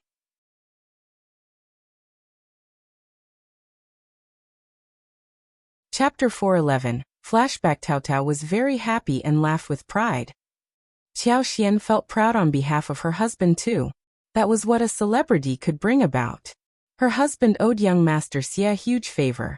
But young Master Xia never told lies. If he spoke highly of her husband, then her husband must be worth the praise. So should she be hopeful for the autumn examination? The thought pleased Qiao completely. It was the best news ever. The following day, the 4 of them ate breakfast together. The gathering continued on this day. Xiao did not get too drunk the night before, so he was already quite sober by this time. He even inquired about Qiao and Tao about where they went the day before. Qiao did not mention the abbey, but only told him briefly about taking a tour outside the town. Xiao was about to say something, when Qiao smiled. Just very close to town, somewhere with many people around. We didn't or will not go too far. Xiao Yunduan smiled too, and dropped his idea to nag her. Don't travel too far. After breakfast, Xiao Yunduan and Qi went out, whilst Qiao Xian and Tao Tao stayed for a bit longer at the hostel, and then stepped out for shopping. There were a few sites with beautiful landscapes that were worth visiting. At the abbey, Old Master, who was in a coma, woke up finally. The Old Master had been seriously injured in an accident before. His legs were crippled, and other body functions were also damaged to some extent. Most of the time he lay down in a daze every day. Going into coma or experiencing occasional pains happened often. There were some occasions when he would feel better. Whenever he felt better and the day was nice, he would go out in the wheelchair, asking his servant to help him check the forest consisting of the precious trees that he had planted 30 years ago. When the Old Master woke up and saw his wife sitting by the bedside crying, he responded with a smile. You are still not used to this, are you? Madam forced a smile. Of course not. You have to get well, don't frighten me. She was not afraid of taking care of him, nor was she worried about keeping him company in this tedious abbey. She was just scared that he would pass out and never wake up one day. The doctor said that his body was already very weak, and his viscera had been severely damaged. These years, he only relied on precious medicinal materials to continue his life. Despite that, it was still getting worse little by little. One day, it would turn so bad that his body wouldn't be able to bear it any longer. At that point, it would be the end of his life. But his wife did not dare to let him know about that. It was something that continuously pained her heart like a blade hanging over her head, which might drop any time. Especially during the past 1 year, he was getting worse and any small occasion would make her nervous. But despite the relapse that happened today, Old Master looked good and ate a lot more food during dinner, and drank a more bowl of soup. Maybe I had been trapped indoors for too long, and today, I am much better and feeling more energetic. His wife felt very nervous upon hearing the words. This should not have been the last moment before death, right? She forced a smile. Good that you are getting better, good. First Madam slept in the Old Master's room that night. She barely dared to close her eyes in case something happened.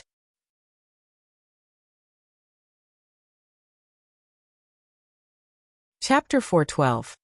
Curious luckily, Old Master woke up in time the next day, and he seemed to have turned better than the day before. The doctor came to check on the Old Master today and was shocked. Old Master, Madam, did you consult another doctor? Or did he drink any medicine or get acupuncture, or anything else? Huh. What? Both Old Master and Madam were confused. What do you mean, Dr. Tang? You are the only doctor who is taking care of his health, and he eats and takes medicine according to your instructions. No one else is involved. For real? Of course, I am not joking about this. Madam said seriously. Dr. Tang said, Madam, please, I don't mean anything like this. It is just, I found that Old Master has turned much better than before. Dr. Tang gave a hard pinch on Old Master's left calf, and said sorry. The Old Master let out a scream. It hurts? Madam stiffened, and Auntie Hua as well as everyone else all got very shocked. What are you saying, Old Master? Madam's voice shivered. It hurts. Dr. Tang, can't you be gentle, you?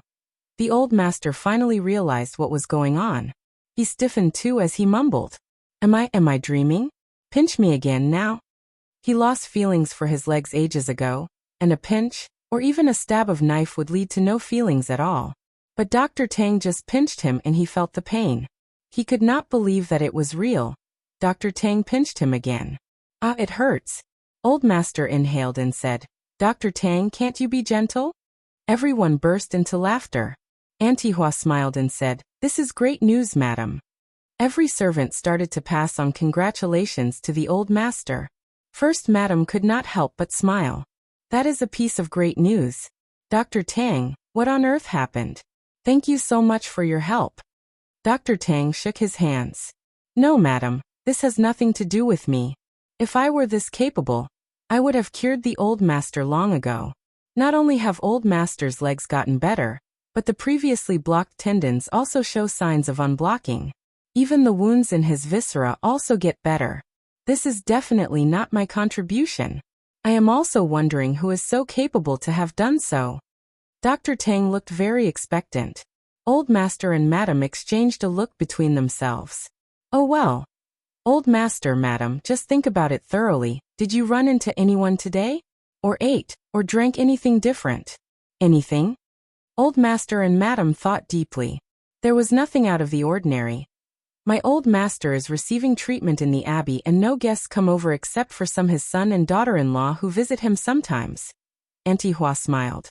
Yeah, it is very quiet here, and the old master is receiving treatment here because he doesn't want to be disturbed. No one was here today except Madame Qiao and her sister-in-law, who helped us to get Madame home. Dr. Tang's eyes sparkled as he said, they did not meet the old master. It was an offhand question, but Dr. Tang was very curious to know the truth. He did not want to leave out any possibility.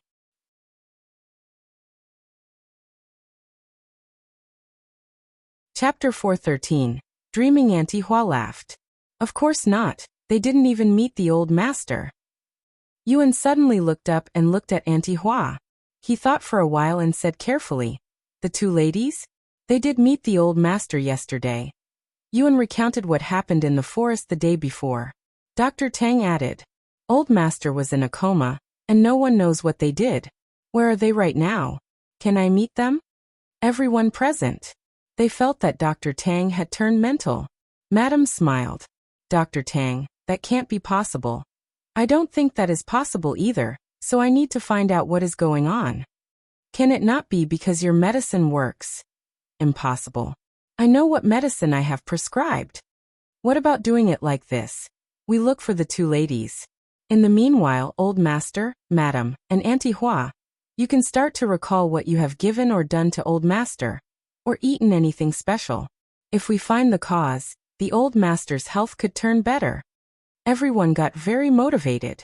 Dr. Tang, you are saying that old master is becoming better. Can you check him more carefully and see what is it that made him better? Dr. Tang laughed bitterly. If I was able to do so, I would definitely have found the cause. But I can't. Old master's health has improved, but I don't know how. I need to find the cause. Madam nodded. Okay, I got it. Dr. Tang added. If you find the cause, you have to tell me about it definitely. Of course. Dr. Tang sighed and left. Madam asked Auntie Hua to think it through carefully and asked the servants to fetch her son. Her son was very good at finding people. It turned out that her son was Yuezheng Xiao. Yuezheng Xiao was doing accounting in the study, and when he heard that his mother was looking for him, he got frightened and miscalculated things. He turned anxious suddenly, wondering if something bad had happened to his father. So he hurried off to look for them. His mother had never urged him so quickly. He arrived at the abbey and heard what happened to his father.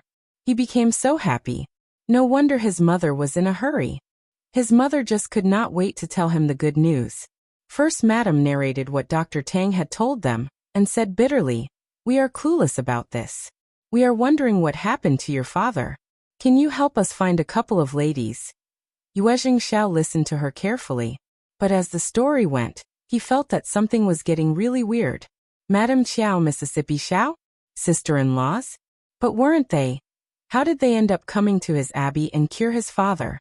Also, since when did Madam Qiao know how to cure people? Yuezheng Xiao felt as if he were dreaming. Are you listening? First, Madam patted him as she saw her son's mind drifting away. Yuezheng Xiao smiled. I am. You need to find those two ladies, right? I will definitely get them here for you.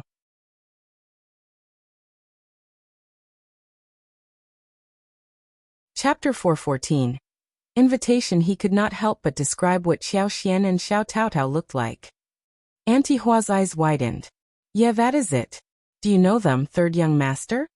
First, Madam was very surprised too. Yuezheng Xiao smiled. If it was them who were here, then you don't have to worry. We are actually good friends. Madam Qiao's husband, Xie and I get along very well with each other. Madam Qiao is a very smart woman. She can do business well. Hearing that the lipsticks, which were so popular and always out of stock, originated from Madam Qiao, first Madam was taken aback. Is she really that good? What a pity that I did not meet them yesterday. Auntie Hua was very surprised and chuckled. You can't judge people by their looks. Madame Qiao and her sister-in-law looked very ordinary, but they have such hidden abilities. Auntie Hua could not help but feel lucky that she had not looked down upon them the day before. Otherwise it would have been so embarrassing. You have not seen them, and I am not sure if they are the ones whom you are looking for. I will go and meet them now. First Madame nodded and urged him. Go right away, don't delay it. Yuezheng Xiao left the abbey, went on to the wagon and told the coachman to head towards the hotel where Qiao Xian and Xiao Yunduan were staying. I have not yet confirmed it, but I do feel that they were the saviors. Sister-in-law is a great woman, and I am good as well. What luck I have. Yuezheng Xiao came to the hotel, but Qiao Xian and Tao Tao were not there. The two ladies had gone shopping. They planned to try different cuisines, so they took a slow walk around and bought some interesting things. Yuezheng Xiao could do nothing but wait at the hotel. It was not long after lunch that the two ladies returned. Sister-in-law Tao Tao. Yuezheng Xiao's eyes were sparkling. He was a very calm man, but this was about his father, and he could not hold back the excitement. Yuezheng Xiao's sparkling eyes startled Qiao Xian and Tao Tao. Young Master Yuezheng. What happened? Sister-in-law, please tell me, did you go to an outskirt abbey called Southern Garden yesterday? Qiao Xian was startled. She felt that something weird was going to occur. There was one faint idea that almost popped in her mind. Yes, we were there yesterday. How did you get to know? What a coincidence. Yuezheng Xiao laughed as he struck the table. That is where my parents live. You helped my mother and then my father yesterday. I don't know how to thank you. Qiao Xian, Yuezheng Xiao said resolutely. You cured my father, didn't you? Please, sister-in-law. Help my father and we will be grateful to you for the rest of our lives. Please stop. Qiao Xian smiled helplessly. So the man we ran into yesterday was old Master Yuezheng. Actually, I am not a doctor, but I have some knowledge with massage and acupuncture. I was worried about old Master yesterday, so he is better now, right? Yuezheng Xiao laughed bitterly. My father has been ill for many years. He was seriously injured in an accident when he was walking with a caravan. His legs became numb and his internal organs were severely damaged. All these years, he has just been dragging his body until yesterday. But you helped him and his spirit has improved a lot already. Dr. Tang diagnosed him today and found that he has become better, and his legs are also feeling some sensation.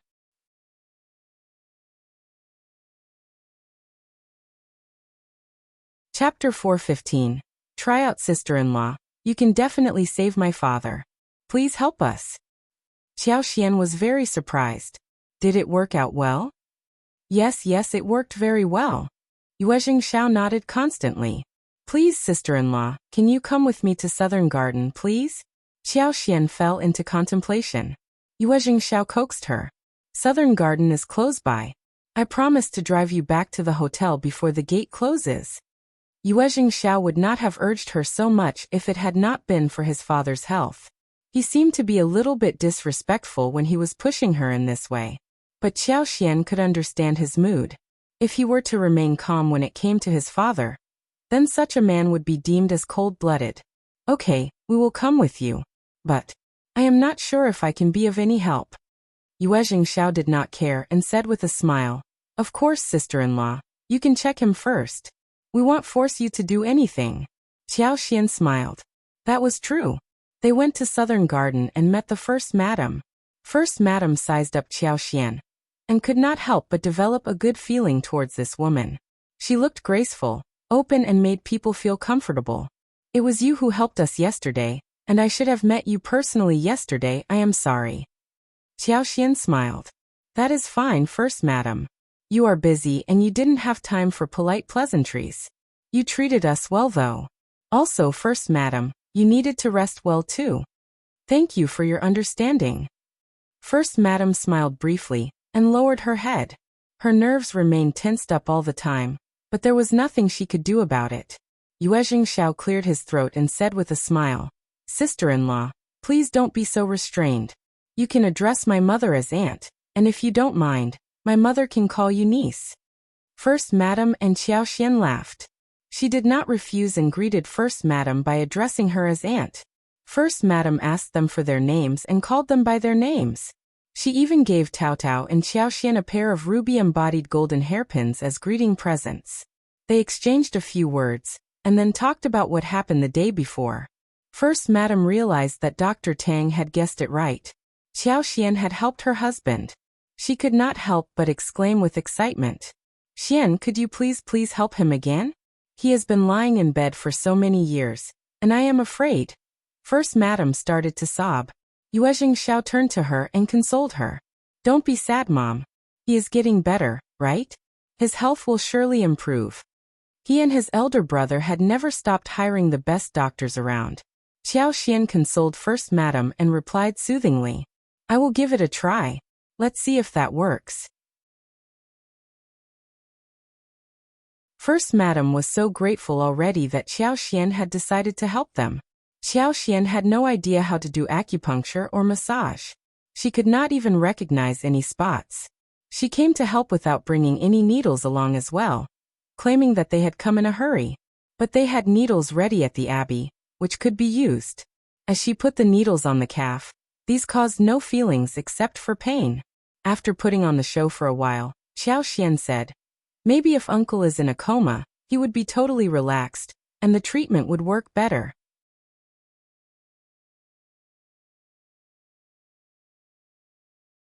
Chapter 416.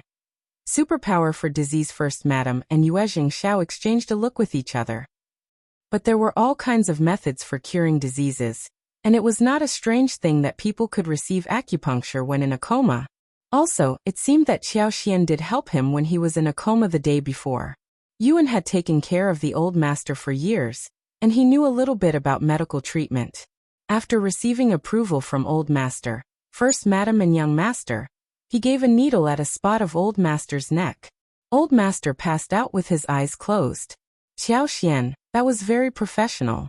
When the man passed out, Qiao got down to doing her bit.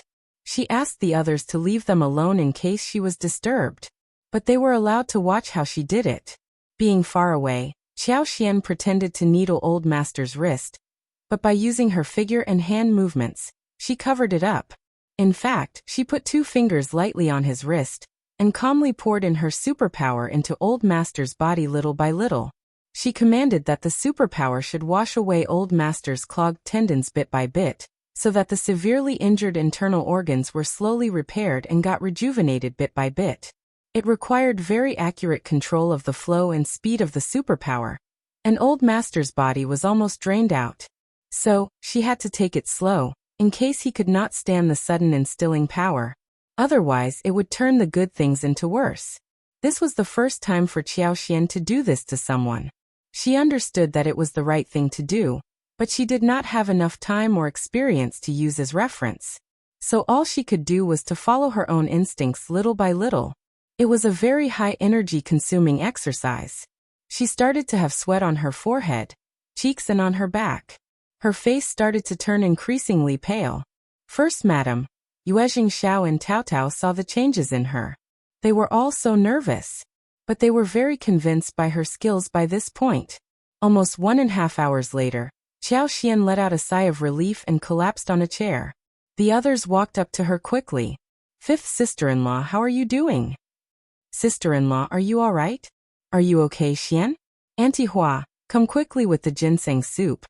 Qiao let out a breath, as the superpower went traveling through her body, and soon she recovered. "I am fine, don't worry. Really? Yeah, look at me, I look fine, right? I was just tired, but now I am okay." Seeing that Qiao looked well again and sounded just a little tired, they all let out a sigh of relief. "Sister-in-law, what about my father?" They all turned to look at Qiao in anxiety. First Madam was already holding old master's hands, checking him. "He should be fine." Qiao smiled. "He is not in a very bad situation. Or we can say that my method should work on him. As long as he goes through proper post-treatment therapy, he should recover to normalcy in a few months." Qiao needed to settle this at one go because the more she did this, the higher were the chances of her secret of being exposed. "Really? Is that so?" The mother and son stared at her in disbelief. Auntie Hua as well as Yuan were both surprised and happy.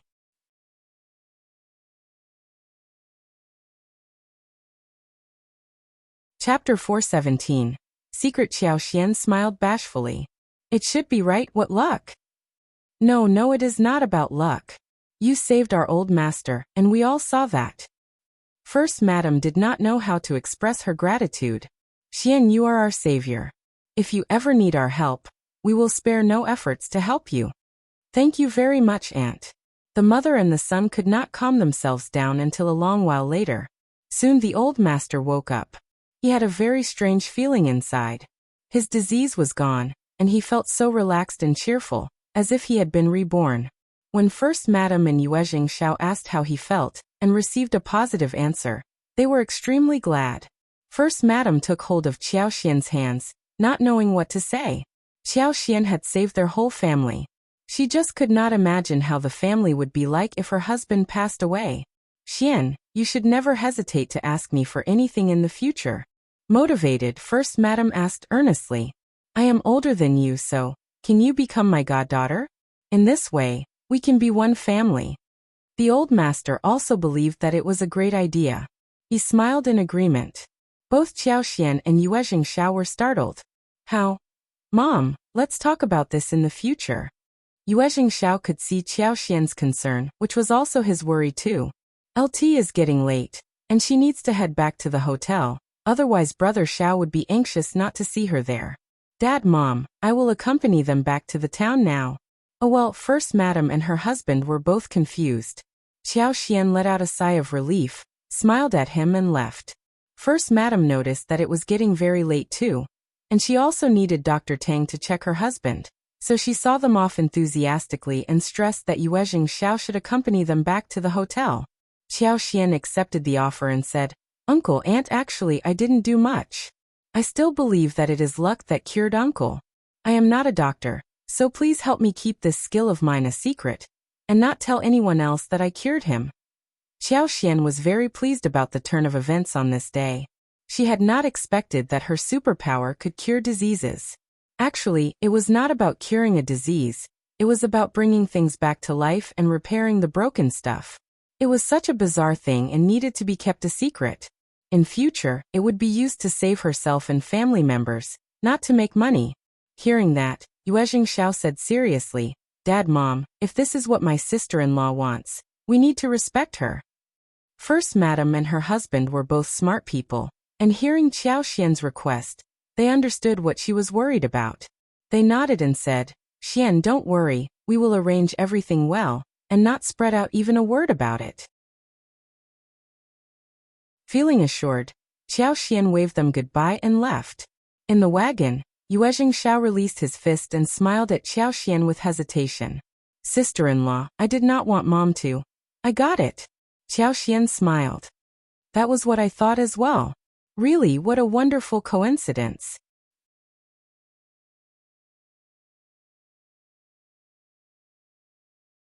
Chapter 418. Concern. Yuezheng Qiao laughed. Great that you understand it. Even if my parents haven't taken you as their goddaughter, our relationship would not be affected. We are a family and you and Brother Qiao can ask us for anything in the future. Qiao Xian smiled. Sure. Yuezheng Qiao accompanied them to the hotel, but Xiao Yunduan and Qi had not yet returned. Yuezheng Qiao asked the coachman to speed up as he rushed out of the gate and headed back to Southern Garden. He was worried about his father and had decided to stay overnight at the abbey. First Madam and her husband decided to find Dr. Tang to check Old Master up after a few days since Qiao Xian did not want to reveal her identity. They needed to think about how to make up the story for his cured condition. The Old Master was well aware that he was getting better, and did not need a doctor this soon. After all, Old Master's recovery was not going to remain a secret for long. The moment Yuezheng Qiao came, First Madam blamed him. Why did you stop me from taking Xian as my goddaughter? Yuezheng Qiao smiled bitterly. Mom, please hear me out. It is not the right thing to do. Sister-in-law would not have liked it either. What? You know whose daughter is sister-in-law? Yuezheng Qiao explained quickly. Her father is county magistrate of the county. The county magistrate used to work in the capital, and he desperately wants to go back to the capital. He is selfish and narrow-minded, not a good man. Sister-in-law is his concubine's daughter, and before she got married, she had not lived a good life in that house. Yuezheng Qiao was curious about Qiao Xian, so he had looked into her family. Hence, he had a lot to tell First Madam when it came to this point. Think about this: if Officer Qiao and Madam Qiao get to know that you have taken sister-in-law as your goddaughter, they would definitely come and ask you for favors. At that time, are you going to say yes or no to them? Also, my sister-in-law has already remembered our gratitude. There is no need to take her as the goddaughter, because she is aware of our feelings. First Madam could not help but feel sorry. She sighed emotionally. That explains it. You are right about this matter. This is her worry as well, Yuezheng Qiao added. First Madam smiled. Then, we can drop the idea of taking her as our goddaughter. But we will always take good care of her. Officer Qiao must be stupid as to mistreat such an excellent daughter. He will regret it one day. Yuezheng Qiao smiled. He is not the only stupid one. Thinking of her own sister-in-law, First Madam smiled. That is true. Hearing Qiao Xian's story, the First Madam felt even more sorry about Qiao Xian. She stressed to Yuezheng Qiao that he should take more care of the Qiao family and treat them as part of his family. Yuezheng Qiao just did not know what to say. He might be the one to be taken care of by them instead. Yuezheng Qiao asked his father how he felt, to which he replied positively. The whole family ate dinner happily. Xiao Yunduan and Qi returned in the evening. Thankfully, they did not drink much that day. They walked in soberly. Qiao Xian decided to tell Xiao Yunduan what they did at Southern Garden.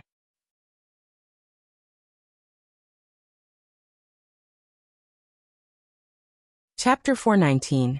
Ms.Mi Jr.'s guest Xiao Xian asked Qi and Tryout to buy some snacks for the night, and then sat down next to Xiao Yunduan, tugging her clothes and telling the whole incident to Xiao Yunduan.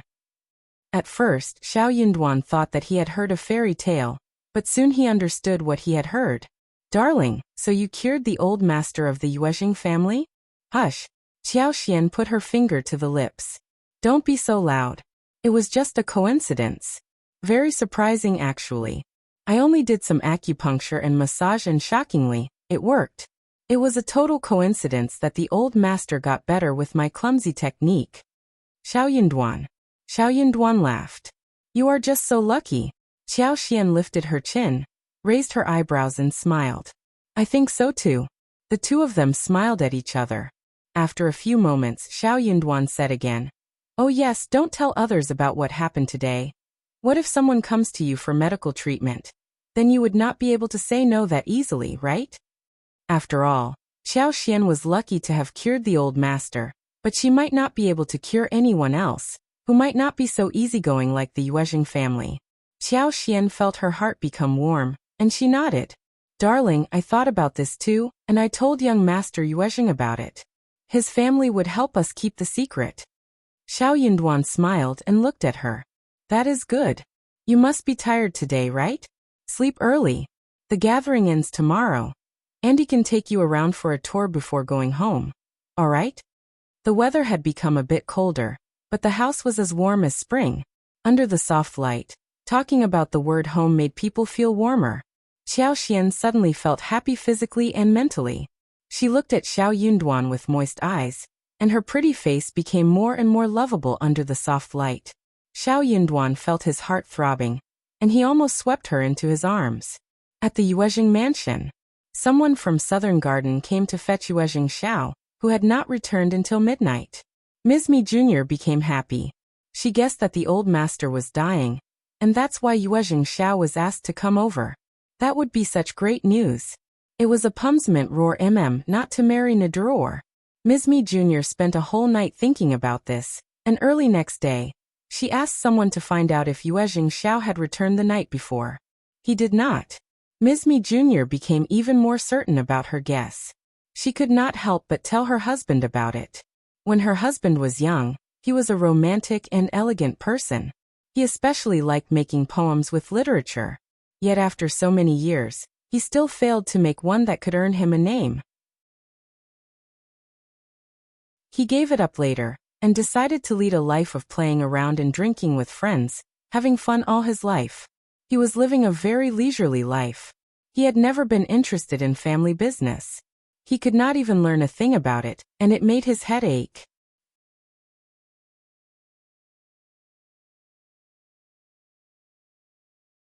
Chapter 420.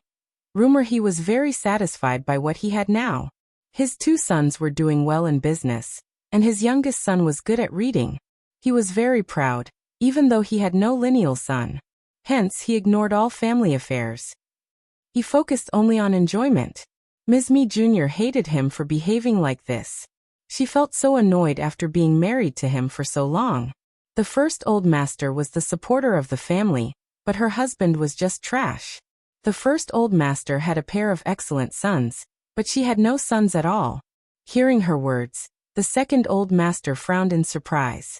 That is not possible. He has always been like this. If something had happened, he would not have concealed it from us. Ms.Mi Jr. sneered. Why not? He can conceal it from us so they can do something bad in secret. Second old master. The second old master was always very slow in this aspect. He snapped angrily. Why do you care? Mom is still alive and they can't do anything bad in secret. Moreover, our sons are also involved in the family business, and they would keep an eye on those who try to do something bad behind our backs. What are you worried about? Losing interest in hearing Ms.Mi Jr.'s babbling, the second old master went out, humming happily. Ms.Mi Jr. felt annoyed and there was fury arising inside her chest. What on earth had she done to end up marrying such a trash? After some complaints, Ms.Mi Jr. thought for a while, and whispered something to her trusted servant. She was not going to drop it, even though her husband did not care. Yuezheng and Yuezheng were her husband's sons, not hers. They might be successful in business, but none of their earnings would end up being in her hands. Hence, she had to make a plan for herself. She needed to get a share of the family business. Soon, rumor went around in the mansion that the first old master was doing bad at the abbey, and was on his deathbed. Some even said that the third young master had been asked to go to Southern Garden. And he looked so worried when he went out. He spent a whole night there. Soon, Madame Yuezheng knew about it. She called her eldest granddaughter-in-law, and Ms.Mi Jr. and asked about it. What happened to the eldest son? Do you know anything about the matter?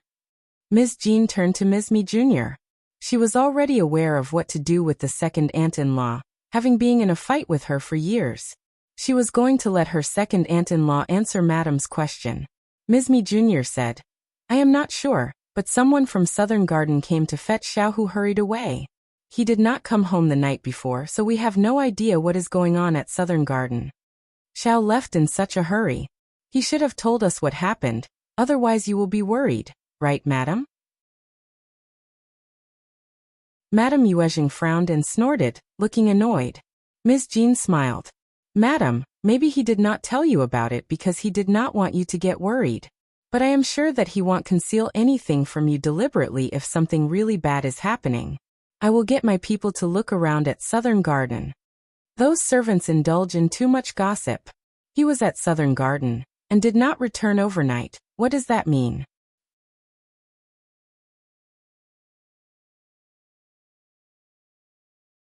Chapter 421. Investigation. Isn't it normal that he stays overnight at Southern Garden with the first old master and the first madam? Who spread the rumor? I will definitely find out who released the rumor.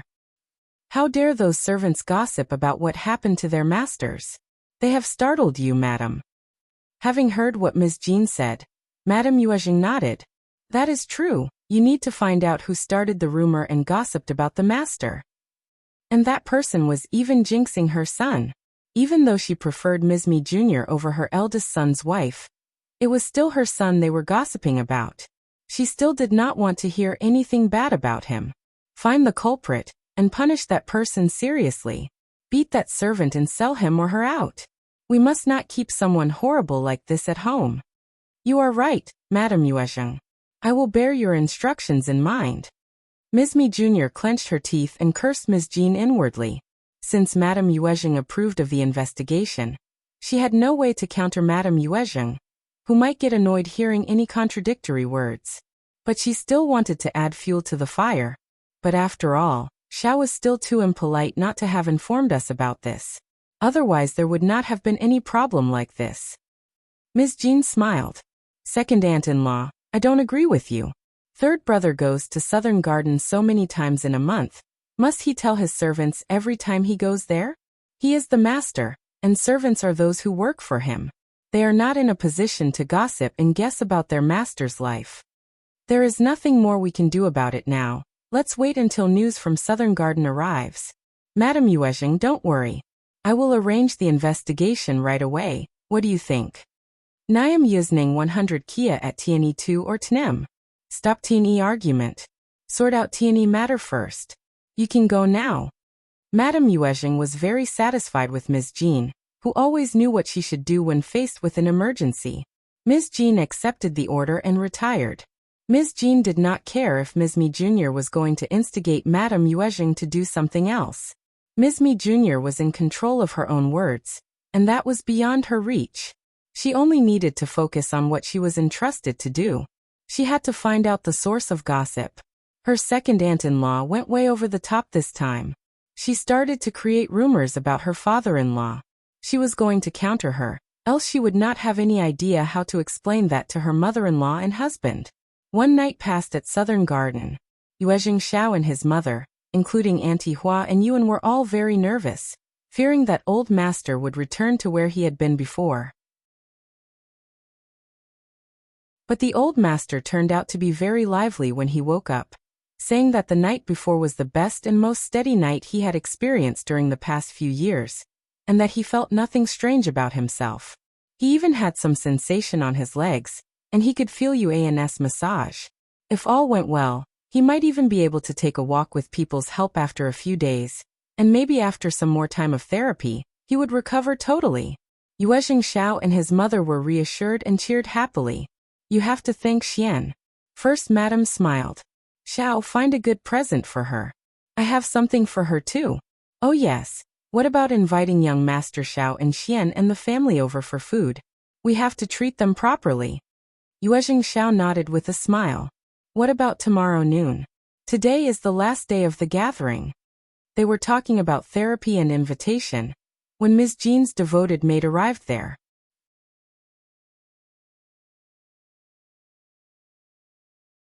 Chapter 422. Elder sister-in-law. The maid narrated all that Ms.Mi told her to, and First Madam's face sank slowly. How dare she spread rumors like this? Does she really think that there is nothing I can do about her? She in First Madam's mouth was Ms.Mi Jr.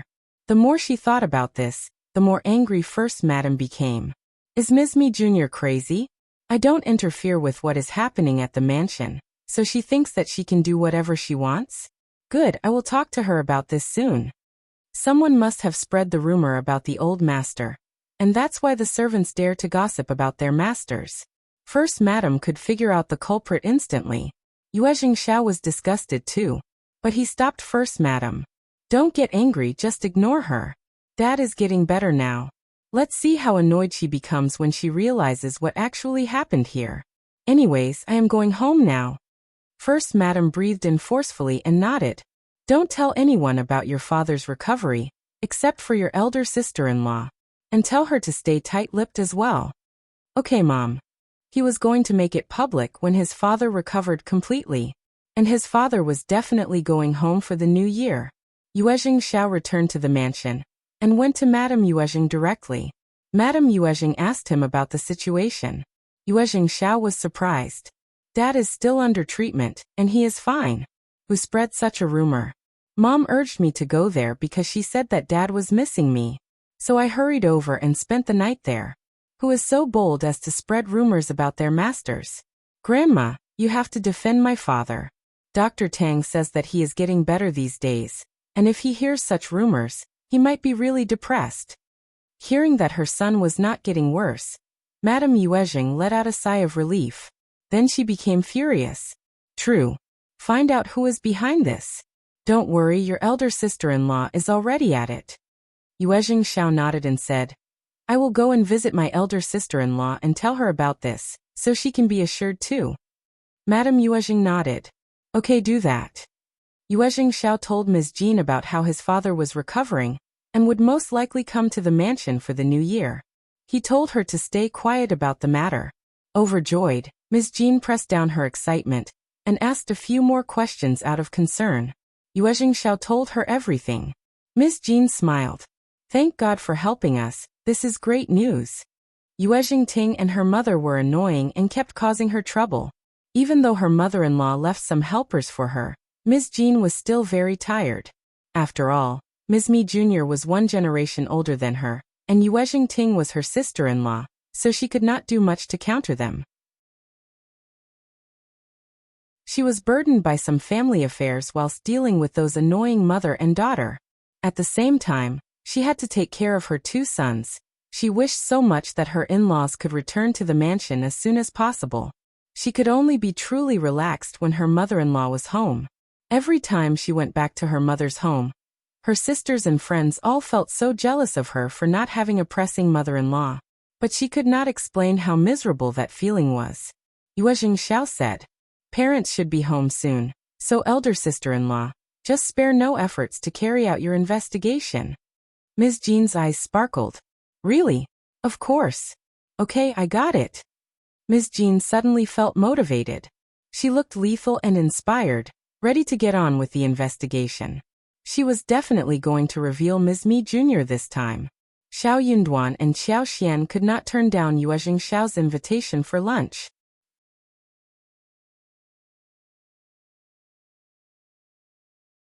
Chapter 423.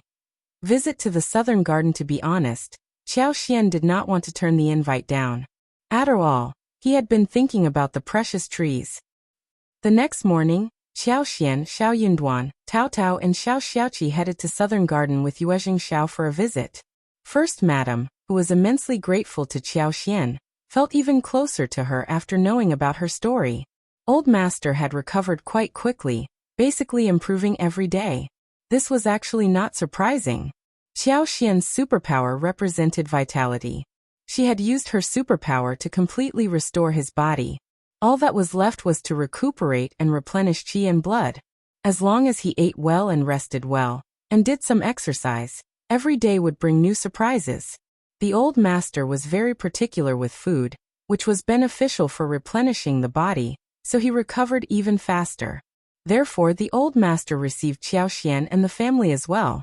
He looked lively and happy. He did not seem to be tired at all.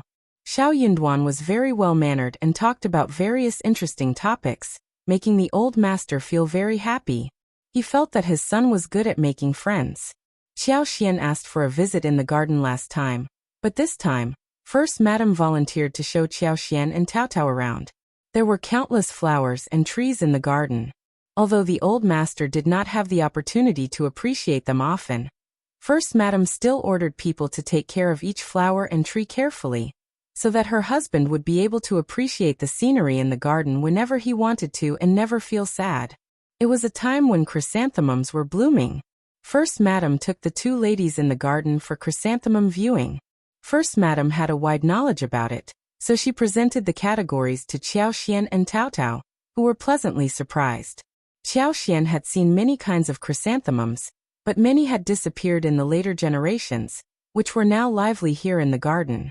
Tao Tao was shocked too, and said, "We have so many wild chrysanthemums in the mountains and by the riverside. I thought that I had seen all kinds of them, but there are so many different kinds of them here. So beautiful and big, I like them all." That made First Madam and Auntie Hua laugh. First Madam said instantly, "If you like them, I will get Xiao to deliver some to you. Is there anything else you want? Just tell me and I will give them to you. These are not expensive for us." Tao Tao was so surprised, and her eyes were sparkling. Instead, she turned to Qiao Xian. This was a chance delivered to their doorstep. Qiao Xian was just wondering how to lead them to the topic, when they mentioned the matter themselves. Qiao Xian smiled. "Thank you for the offer, Aunt. We are building a new house, and we will plant some in our garden." First Madam smiled. "Okay, Auntie Hua, do bear this in mind. In addition to chrysanthemums, get some good mountain peonies, Chinese peonies, French hydrangea, laurel, and magnolias later as well. Anything else you want?" Auntie Hua smiled. Okay, madam. Qiao smiled. Oh yes, aunt. I find that you have some fragrant rosewood and red sandalwoods in the garden. Can I have some of those interesting plants too? Both First Madam and Auntie Hua were startled.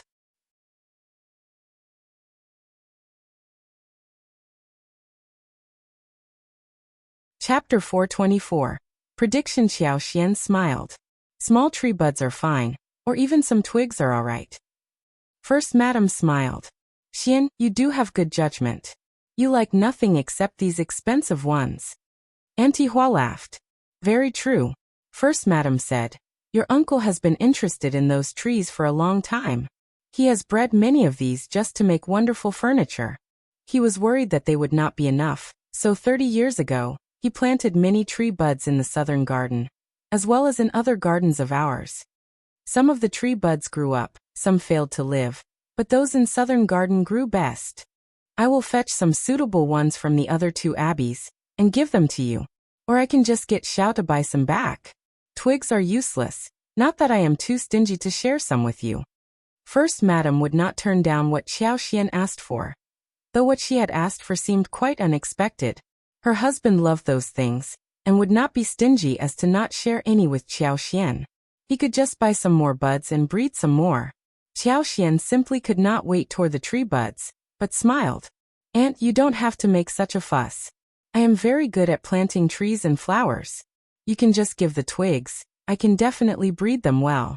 Tree buds are not needed. First Madam. Although Qiao tried to conceal her anxiety, First Madam still sensed how anxious she was about it. Alright then, she could get her some twigs. Anyways, she was going to get the tree buds as well, so Qiao could deliver those to her place later. First Madam did not believe that twigs were useful, but she pretended that she believed her. Okay, that sounds good.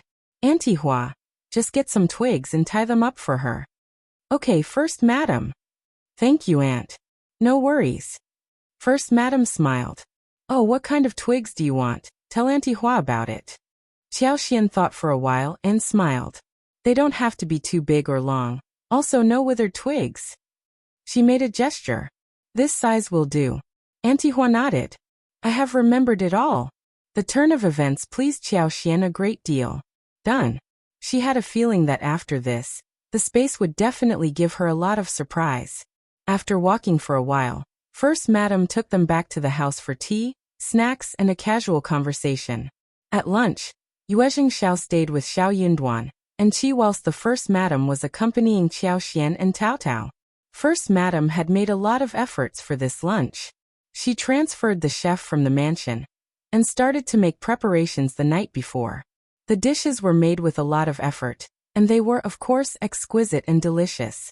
Almost every noble family had their private dishes and special pastries. So did the Yuezheng family. The Yuezheng family's famous dishes were clear soup cubulos and abalone knuckles. The clear soup was extracted from chicken, duck, elbow, scallops, ham, and the soup was clear as water. The cubulos was smooth and soft but did not break when eaten. The freshness in the mouth was just indescribably wonderful. The abalone knuckles were flavored with a special broth, and the sauce was thick and bright, as oil and fat were removed, so the whole dish was soft and delicious.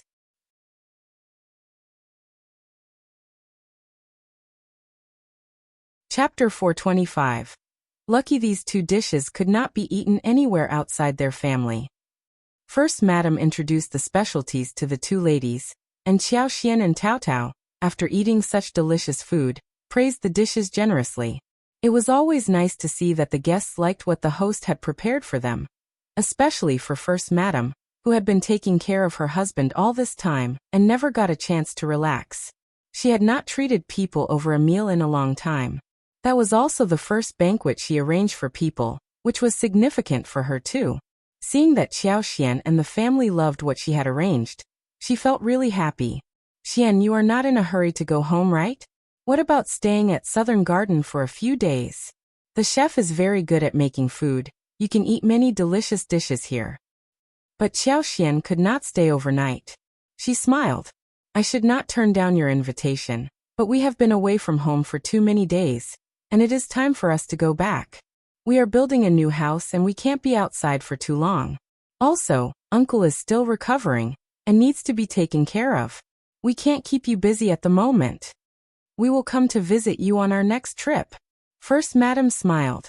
It is a deal then. You definitely have to come to visit me often. When spring comes, just remember to come and see the flowers. There are many beautiful sites in the province which I have not visited for many years. We can go there together next time. Qiao Xian felt warm inside her heart, so she nodded and said, Okay, I will definitely be here. The old master still needed to rest, so after lunch, Qiao Xian and Xiao Yunduan, as well as their family, left. First Madam told Yuezheng Xiao numerous times that he should treat them well, and should give them the wagon to go home. Yuezheng Xiao nodded in agreement. The following day, Xie Jingrong treated them to a meal. At the banquet, he was surprised to hear about the old master's recovery, and congratulated Yuezheng Xiao sincerely. Later, Xiao Yunduan went shopping with Qiao Xian, Qi and Taotao for a day and bought some stuff. They decided to go home the next day. Yuezheng Xiao had 2 wagons prepared for them, one for them to ride, and the other for the products and presents which the Yuezheng family gave to them. These included the twigs and some small tree buds which they had found. Yuezheng Xiao said that when the new house was built and the spring came, he was going to visit them and bring the plants to them personally. He also said that the brocade boxes were presents given by his mother to Qiao Xian. It was still Chushan who drove them home. They set about before dawn, so when they arrived at the county, it was still quite early. Qiao Xian and Xiao Yunduan booked 2 rooms at the hotel, telling Chushan to stay there for one night as well. There was no good place for him to stay at their current home. They had just booked the hotel, and were about to get onto the wagon, and they heard a sound of, hey, behind their backs. Startled, Qiao Xian knew that it was Qiao Ko who was there. She and Xiao Yunduan exchanged a look. They waved and blinked at Chushan and the coachman in the wagon, thinking that they were lucky that they had not yet gotten into the wagon. Good. If Qiao Ko and Qiao Wei saw them going into the wagon, they would have had difficulty in explaining what was going on. Qiao Xian turned around and saw Qiao Ko lifting the drapery, smiling at her, and Xiao Yunduan. Next to her was Qiao Wei.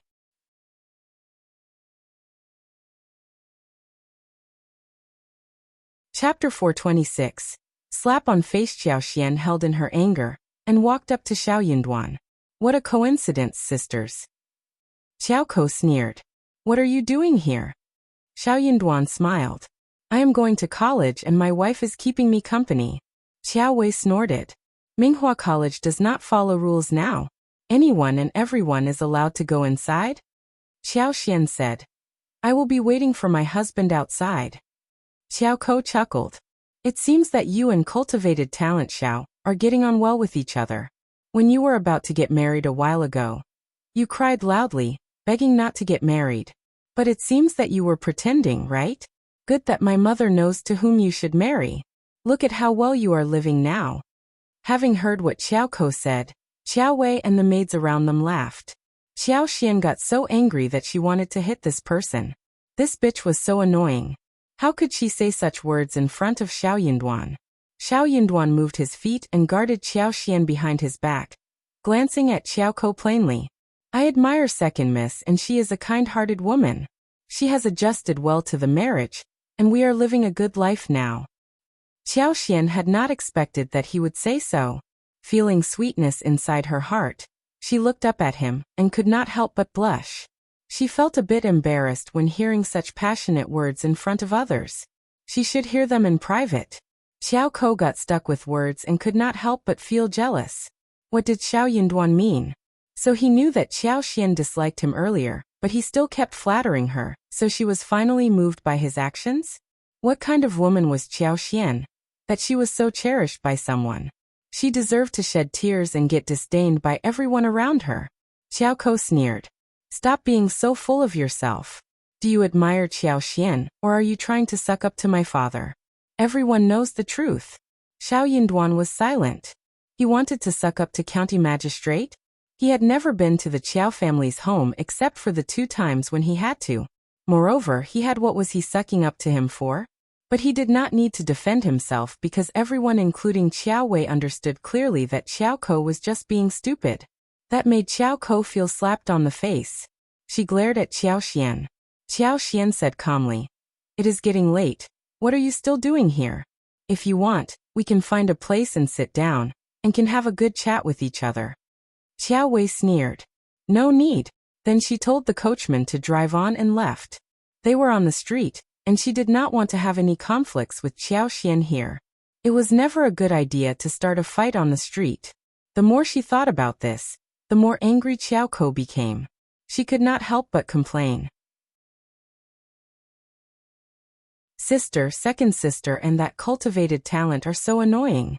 They look harmless, but they are actually full of terrible tricks.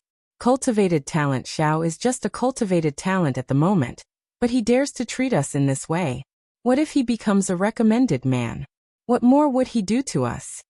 Well, I don't think that he can become a recommended man, but maybe he will try other ways?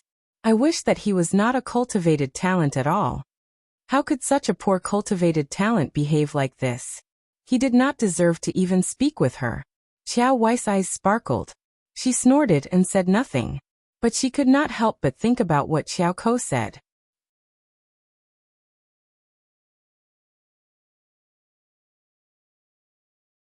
Chapter 427. Back home. That was true. Cultivated talent Xiao had never sucked up to their parents and even treated Qiao Xian so well. He should not be a cultivated talent.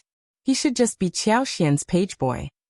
Back at home, she sent Qiao Ko away and went to her mother, telling her what happened. Madame Qiao did not care much and said disdainfully, "Sil girl, he is not sucking up to your father because he knows what he is capable of.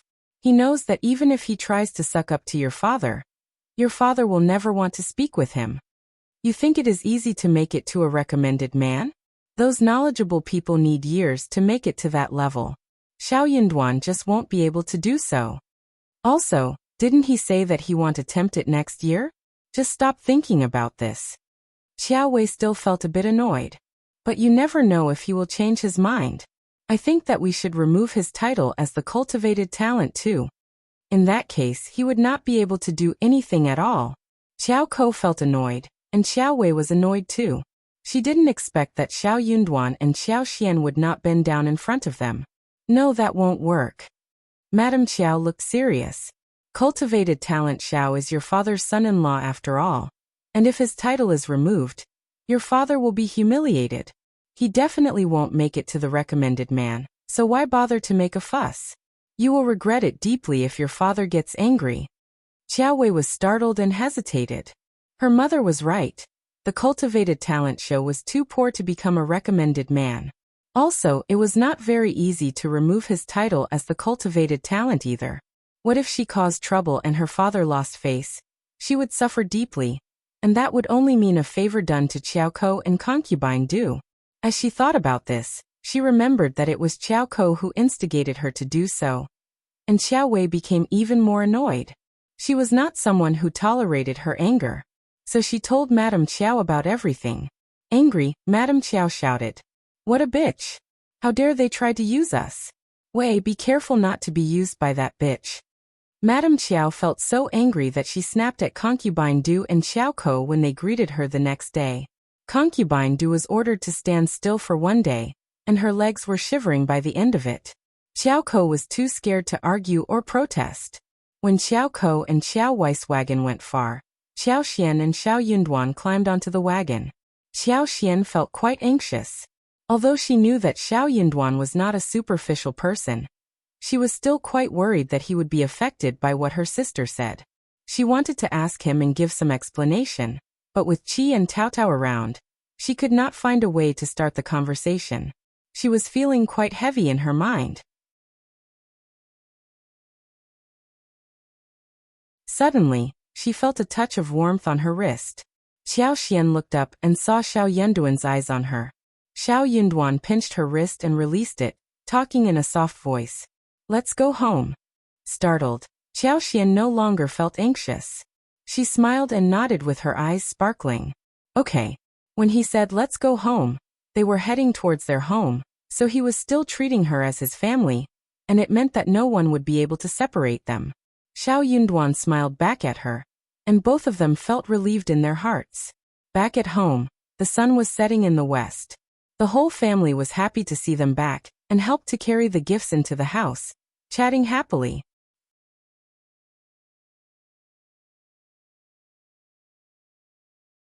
Chapter 428.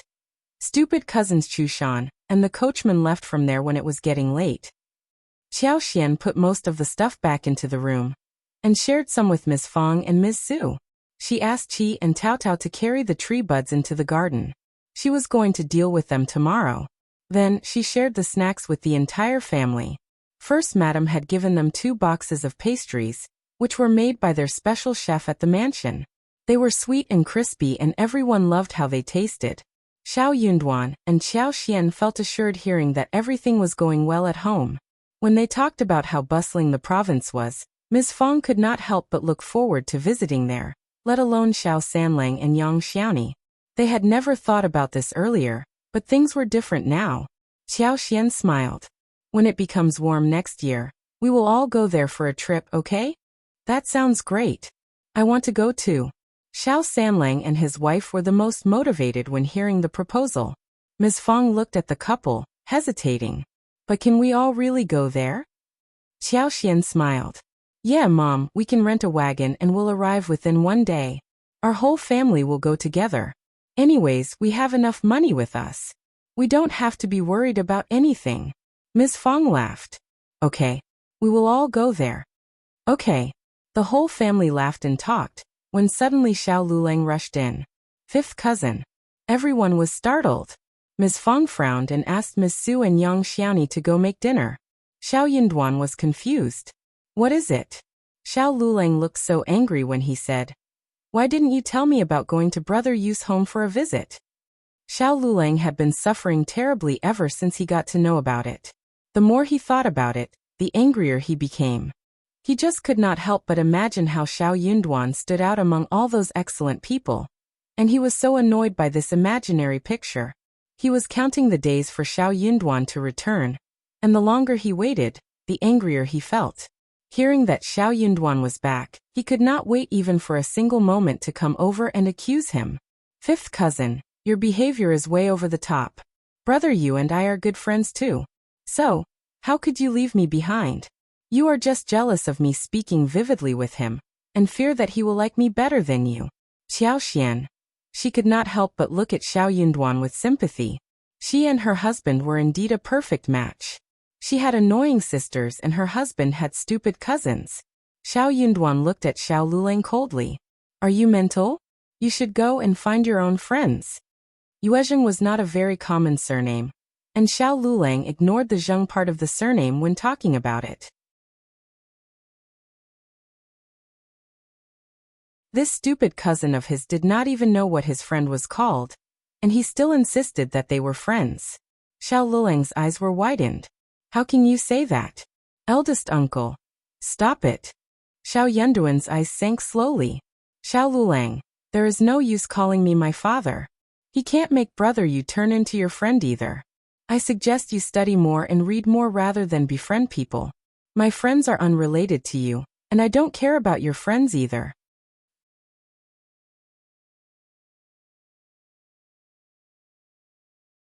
Chapter 429.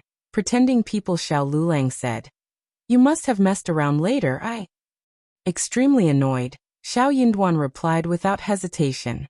If you had not sucked up to him, how would Brother Yu know who you are? You said that you had a nice chat with him, but what did you speak with him about anyway? Why didn't he send you any invitation? Qiao Xian chuckled and smiled. Darling, maybe you are wrong. Maybe you have hidden the invitation which was meant for your cousin? Xiao Lulang followed up. Yeah. Xiao Yunduan.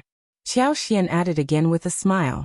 That is called, you can never wake up those who pretend to be asleep. For example, it is daytime, but that person would always say that it is night, because he has his eyes closed. It is dark, because it is night as per him. Xiao Yunduan almost burst into laughter, despite the anger he held in his mind. Xiao Lulang. What are you talking about? This is what I mean. Qiao Xian said coldly. My husband has already put it forward clearly that he and you are not on the same level, so stop messing around with his friends. Hearing her blunt words annoyed Xiao Lulang even more. Eldest uncle felt that Qiao Xian was not being nice. He immediately said, "Ms. Qiao, watch your words." Ignoring him, Qiao Xian continued, "You are well aware whether or not you had a nice chat with my husband's friends, right? Actually, even if you had a good conversation with them, so what?" Xiao Luleng was stuck in words. True, so what? He was very confused. What was he thinking about anyway? Xiao Yunduan asked him coldly, "Is there anything else? Just leave if you have nothing else to say." Xiao Luleng stomped his feet, snorted and left. Eldest uncle felt so sad. "Yunduan, you are studying together, and you should stay close to each other. How can you?" Elder uncle was very confused why Xiao Yunduan called young Master Yuezheng as young Master Yu instead when he was talking with Xiao Luleng, but he did not think that was important. He said, "You can go out together and take care of each other." "Dad, you are wrong." Xiao Yunduan replied straightforwardly. "He is selfish and overly confident. I don't get on well with him. So please stop trying to get us together in the future. I don't want to get involved with him in any way. Let me tell you the truth, no teacher in the college has ever said that he is intelligent or good with studies. He is just lying to you all. He is very bad at homework as well. He has been punished many times for not being able to recite any articles. Dad, why do you think such a person would help me when I need it?" Eldest uncle was shocked.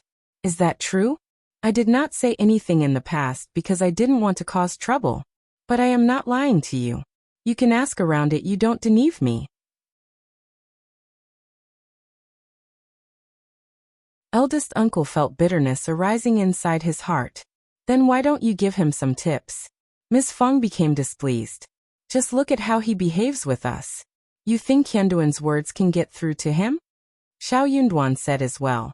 "You can instruct and guide him if you want to, Dad." Eldest uncle sighed and felt grievous. "But if what you say is true, but..."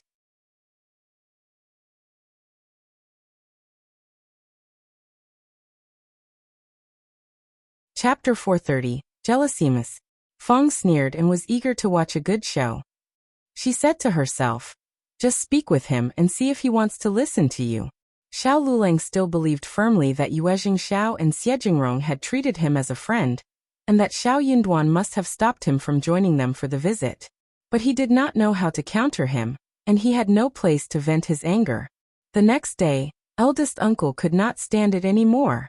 But when he tried to guide him to the right path, Xiao Luleng snapped at him and complained about Xiao Yunduan, saying that eldest uncle should discipline Xiao Yunduan, so he would not dare to treat him like this in the future. The eldest uncle finally got the chance to tell him what he had been prepared to tell him after a long while. The moment Xiao Luleng heard him, he interrogated eldest uncle about where he heard such a rumor. He shouted and asked who was trying to humiliate him. "It must be Xiao Yunduan who said that, right? He is lying, he is just jealous of me." Xiao Luleng kept accusing Xiao Yunduan aggressively, but he did not dare to confront Xiao Yunduan about it. In the end, he ignored eldest uncle and left from there angrily. Eldest uncle was confused. He did not think that his son would lie to him, but his nephew was also a literati who did not seem to be lying either. After breakfast, Qiao Xian sorted out the presents and gave a portion to each member of the family. Qiao Xian finally unpacked the gifts which the first madam gave her. She had been prepared that the first madam must have given her many expensive presents, but what she saw was far more than she had anticipated. Just the whole set of 40 pieces of gold head and face jewelry inlaid with gold and jade were already dazzling her eyes. The hairpins, the crown, the earrings. Everything was exquisite in workmanship and beautifully made. Qiao Xian could not wear them outside right now, but each piece was so beautiful to look at. It made her feel happy. First Madam apparently knew that this was for her to appreciate and collect, so she gave her 20 more pieces of jewelry which were well made and proper to be worn in daily life. Beautiful but not too outstanding. Apart from jewelry, she had received some exquisite garments, fragrance, cubulos, donkey hide gelatin, and some other jadeware as well as some porcelain for flowers. First Madam did not really take her as goddaughter for real, yet she seemed to treat her like one. Qiao Xian felt very moved. She had saved the old master's life for sure, but First Madam also treated her with full sincerity. After she put the precious things away, Qiao Xian went to the garden to plant trees. She needed to put her plan into practice quickly, and asked Qi and Taotao for help. She planted those buds in a corner of the garden, but did not work on the twigs. She dug a hole and had it half covered with the soil, and waited for the right plants for transplantation. Transplantation did not actually work, but she needed an excuse to put these things into her space, so she did the whole charade. When the trees were planted, they checked the mushrooms inside the shed. Snow fungus were all out and the fruits were growing, but they were not ripe enough to be picked yet. The mushrooms and wooden ears could be harvested though.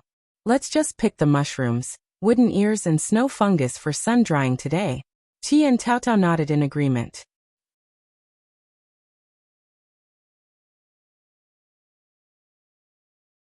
Chapter 431. Updated space. I will fetch the basket and the bucket, and also get the elder sister-in-law and third sister-in-law. With that, Qi dashed off. Soon Ms.Mi and Yang Xiaoni came over with baskets and buckets in their hands. Yang Xiaoni smiled.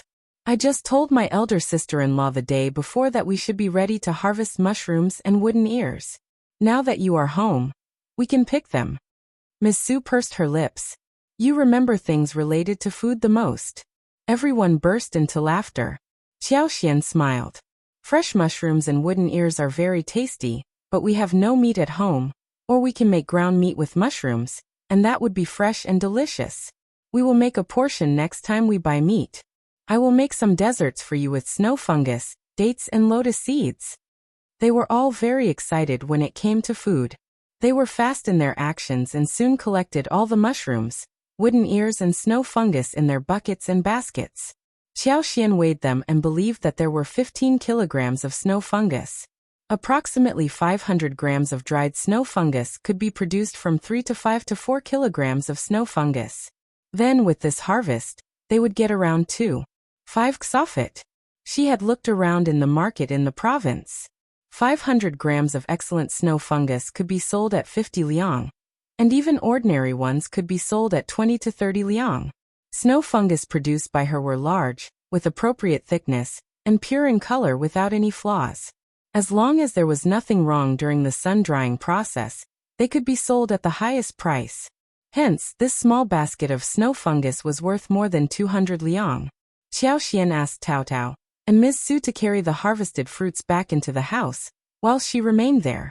They thought that she was just checking the mushroom shed, so they left accordingly. Qiao shut the gate, let out a sigh of relief and could not wait to rush towards the buds. She put the 20 twigs of trees into the space. No one would notice the strangeness happening in the garden since no one was around. When someone walked in and saw them missing, she could just say that the twigs had all gone rotten. What a perfect lie. When the 20 twigs went into space, they were deeply rooted directly. Qiao could even feel them starting to grow the roots right after they got grounded in the soil. The magical energy inside the space grew vividly and made a huge stir. Motivated, Qiao sensed instantly that her superpower had improved as well. She could even sense the moisture in the air, and make an even longer day of weather forecast. The house which had been covered with mist was now getting very clear. But it was not enough. Qiao pulled bud after bud and put 5 of them into space. Instantly, the magic became even stronger. She could not help but walk into the room. This time, she was not stopped. The room was right in front of her, empty. The wall opposite the gate was a storage shelf with layers. There was something in there that looked very much like an ATM at a bank. She walked forward and put her hands upon the misty screen, and soon, she was greeted with a lot of information. It told her what she should do with that ATM. Qiao smiled brightly. This device was not only going to help her distinguish every plant in her space, but was also going to offer all kinds of answers related to plants.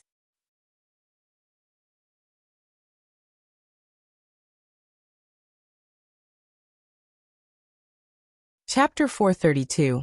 Trash space into treasure. As her superpower grew stronger, she would get richer and get more answers from this machine. For example, if she got some precious and good things but had no idea what they were, she could come to the machine and try to figure out the significance of it through the machine and find the answer.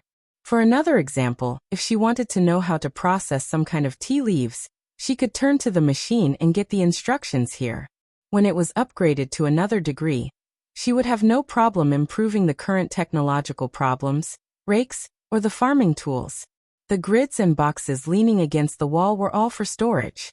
She could put everything that was not alive inside. Each grid had a volume of 100 cubic meters, which would be enough for her for however long it was. They could be categorized neatly, very handy. Not all the grids were activated, but the very bottom row was already enough for her. That pleased Qiao a great deal. The trash space had already been updated to turn into a place of treasure. She just could not help but give it a try, so she picked 2 leaves of golden sprout, put them on the screen of the machine and read inside her heart. Soon, there appeared a line that displayed the name, features, and fragrance along with the processing methods for the golden sprout clearly. What was more magical was that due to the special connection between her conscience and the things in the space, she only read it once and remembered it all. That was wonderful. As long as the processor was skilled and good at processing the tea leaves, it would not matter if he did not know how to process golden sprouts and lavender. She had not done it before, but she had a lot of knowledge with her. After this, Qiao put some leaves of fruit trees and gastrodia so as to find out some instructions about them.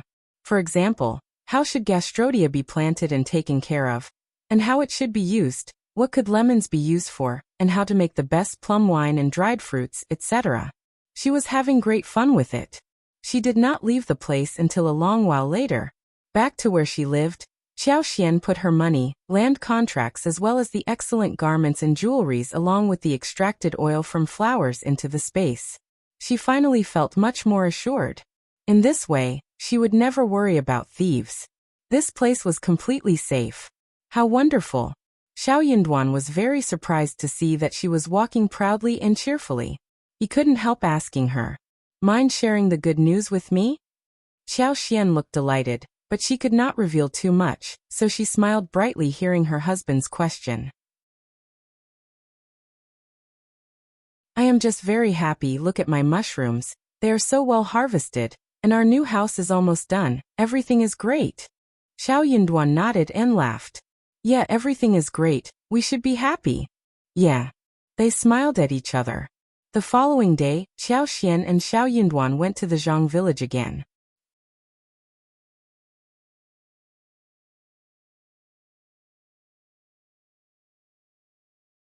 Chapter 433. All well. Ding Erzhu and his wife, as well as Madame Zhou, land officer, and his wife were all helping them out, so everything went well there. Ding Erzhu and Ms. Zhou were down-to-earth people, and the land officer and his wife might try and do some tricks on them. But Madame Zhou was smart, and she was older than everyone else. So if she said something as an elderly woman and was reasonable enough, no one would dare counter her. The land officer and his wife were both people who understood what was best for them. They were not able to trick the couple, and simply decided to work hard and devotedly instead. Everything went on smoothly. When Xiao Yinduan and Qiao went over, it would take 3 more days before the land was settled. Xiao Yinduan expressed his gratitude and appreciation towards the land officer with a smile. "You are very reliable. We will probably need you to hire some more people to help us with the tea tree planting, also for weeding, trimming, picking, and so on." The land officer's eyes sparkled and he said with a smile, Okay, young Master Xiao. Don't worry, as long as you entrust us to do the work, we will definitely make sure all is done well, and you will be satisfied." The land officer could not help but feel relieved that he did not cause any unpleasantness in this task. Otherwise the long-term work would not be entrusted to them again. Due to this assignment, almost every household had managed to earn some money. They were able to afford a few new clothes, blankets, snacks, and some other things, which were very beneficial for them. Xiao Yinduan nodded at him with a smile. The land officer was definitely going to tell the Zhang village about this. In order to have a long collaboration, they knew clearly what they should do. After the land officer left, Xiao Yinduan, Qiao spoke with Ding Erzhu and Ms. Zhou about building a new house. Qiao and Xiao Yinduan already had the plan ready. They were going to build 2 yards and 2 wing yards. The smaller wing yard was for storage of farming tools and food. The bigger wing yard was to be used as the processing workshop and storing tea leaves. The creeping figs could be processed here, so the house needed to be built well. Qiao Xian even decided that when the house was constructed, they would buy 2 guarding dogs for Ding Erju to keep for patrolling and safeguarding the area. Moreover, the front yard could be spared for Ding Erzu's family to live in. Outside the yard, she wanted to make a vegetable garden where a patch of fruit trees would be built, as well as a 2-mu pool for fish, lotus roots and water chestnut. They could even raise some ducks and geese. Some chicken as well. They would even come over to enjoy a few leisurely days. When the house was finished, the craftsmen could come and start the construction here. They were definitely going to finish the construction before the new year. Ding Erju and his family did not need to worry about the hut that would leak wind. At that time, Madame Zhou could help to take care of the grandchildren and keep an eye on the workers. Xiao Yunduan and Qiao Xian believed that it was a good plan. Madame Zhou was smart and capable. She could watch the workers for them whilst teaching Ms. Zhou how to deal with the situation. So Ms. Zhou could learn these skills for future tasks.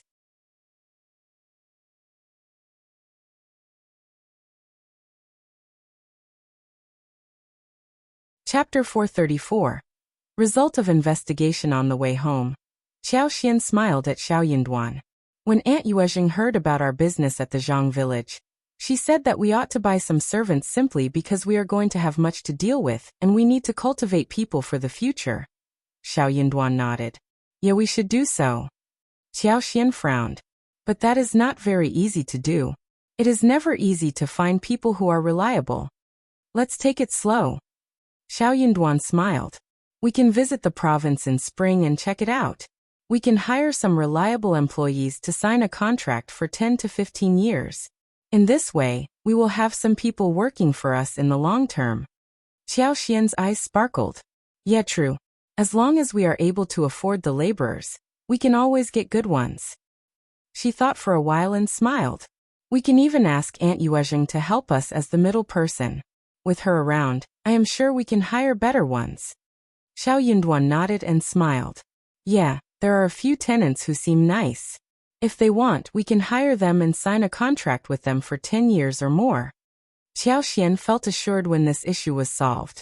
Otherwise, she was really wondering what she should do in the long term.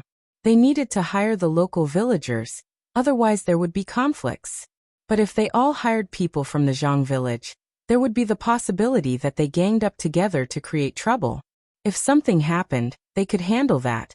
But the trouble was after all trouble, and it should be avoided in all probability. So they needed to work it out in a good way. If they bought the employees, they could just work together with the tenants who were not from the Zhang village. Then they could select some good ones from the Zhang village, so that they could maintain a balance for future development. At the Yuezheng family in the province, Ms.Mi Jr. was used to reading people's thoughts. She believed that the first section of the family would never cause any trouble because they always wanted to keep old master steady. She was already used to that. Therefore, she was bold enough to spread the rumor through her maid. In her opinion, there was no point in fearing that the first section of the family would get to know about her deeds. It was always going to be forgiven anyway, wasn't it? It was the first section of the family who wanted to stay away from trouble. Therefore, when Ms. Jean spoke of the investigation and got support from Madame Yuezheng, Ms.Mi Jr. did not really care. She felt that Madame Yuezheng was just saying that casually, and Ms. Jean was not as strong as she looked. She would not dare to cause any trouble. She would not want the first section of the family to be disturbed. Honestly, she herself was the senior person at the mansion, and it was not so easy to pick on her. Since Ms.Mi Jr. did not care, Ms. Jean had no trouble finding the clues leading to Auntie Shuexiu, who was working for Ms.Mi Jr. Ms. Jean ordered Shuexiu and some other older maids who were close to Ms.Mi Jr. to be taken to Madame Yuezheng's yard, where she told Madame Yuezheng the truth. Madame Yuezheng was dumbfounded as well.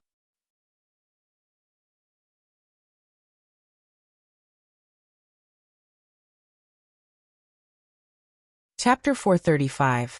Settlement. Madame Yuezheng just wanted to find the servants who spread the rumor, but she had not expected that Ms. Jean caught Ms.Mi Jr.'s closest maid. What surprised her was Ms. Jean's purpose. Was she trying to break up with the second section of the family? Ms. Jean snapped angrily. I don't think the second aunt knows about this. These servants spread rumors about the master and try to turn them against each other all the time. Madame Yuezheng, we must not keep any of these people. Madame Yuezheng's face sank and she nodded sternly. You are right, they should not be kept. Speak with your second aunt and get rid of them. Yes, Madame Yuezheng. Ms. Jean answered and ordered those servants to be taken to Ms.Mi Jr. Hearing that the servants were taken away by Ms. Jean, Ms.Mi Jr. got furious and also surprised. She rushed to Madame Yuezheng's yard and on the way there, she ran into Ms. Jean. How dare you, Ms. Jean? Ms.Mi Jr. glared at Ms. Jean, looking rather furious. She was slapping right on her face. Everyone knew that Ms. Jean had caught her maids, and if she did not try to protect them, she would become the laughingstock of the family. She was already very humiliated when her niece found out the truth. Here you are, second aunt. Madame Yuezheng asked me to bring those people to you and discuss with you about how to deal with them. Ms. Jean smiled and narrated the whole process. Her words were quite clear. Firstly, she caught these people based on evidence, and Ms.Mi Jr. could see the evidence if she wanted to. Secondly, she had already told Madame Yuezheng about this and the old lady had ordered a serious punishment. Ms.Mi Jr.'s face turned green as she glared at Ms. Jean. With a sneering voice she said, Good niece, you are good at catching people who are working for me. Why not speak with me first? Do you not intend to respect me as your second aunt? You are not a good wife. Don't be mad, second aunt. I was on my way to tell you about this. Ms. Jean smiled. I was just too angry about the fact that this bitchy maid works for you. How dare she spread rumors behind your back?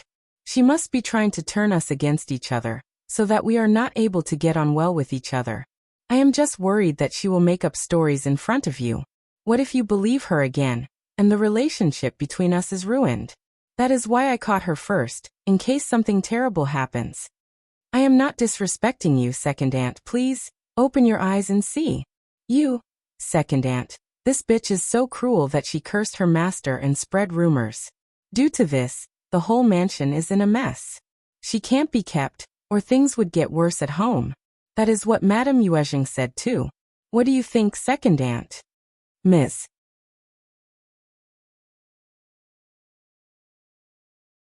Jr. got so annoyed that she could not utter any words to counter that. Qiao was surprised and scared, but she struggled and looked up at Ms.Mi Jr., begging her to save her. She had obeyed her mistress' words and conducted all of these actions. Her mistress had to save her. Seeing their reactions, Ms. Jean smiled. Qiao, are you trying to imply that you need to speak with your mistress? Take out the cloth from her mouth. Hold on, save your breath.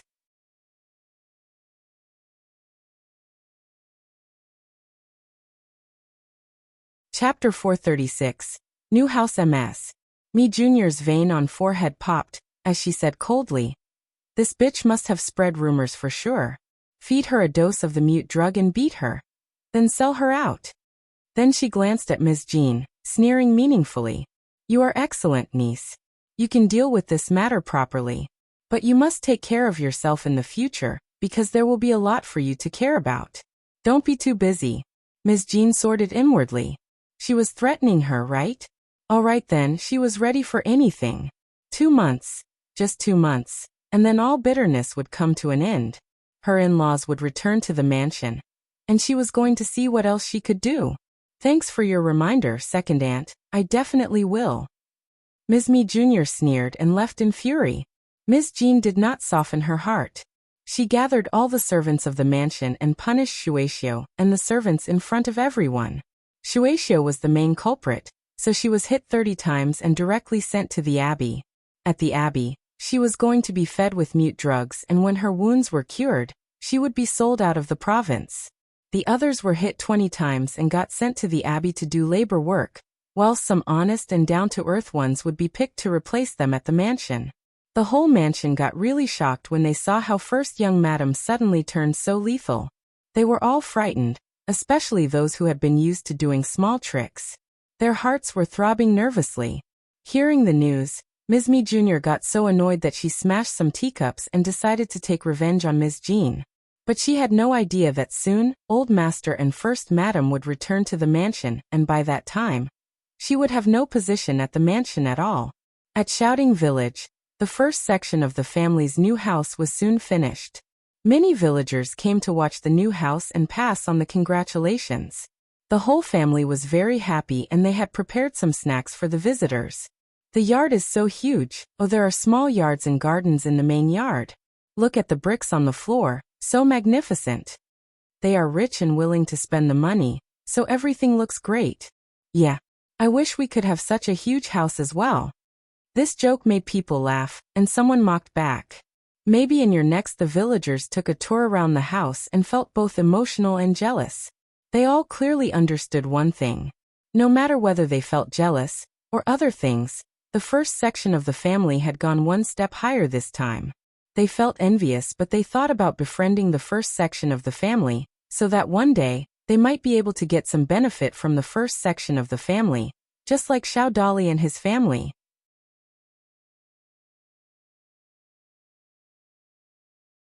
Therefore, no matter what they were thinking, they could not help but utter some flattering words. Even when it came to fifth Grandma Ding, who felt extremely nervous inside her heart, did not say anything to offend the people around.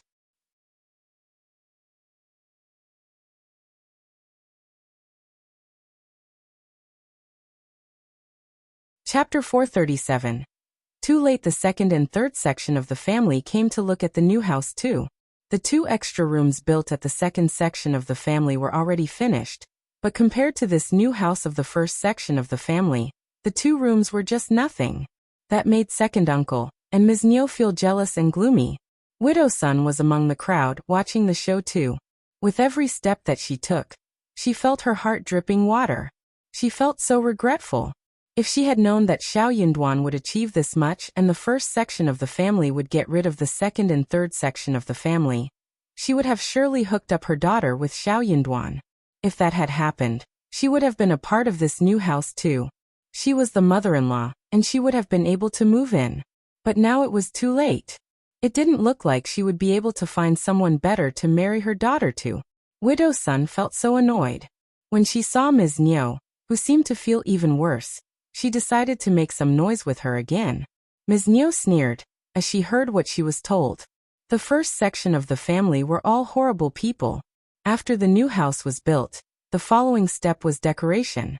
The decorating materials were all environmentally friendly, so the quality was guaranteed. They were prepared when the new house was being built. Soon the windows, doors and furniture were all moved in at this moment.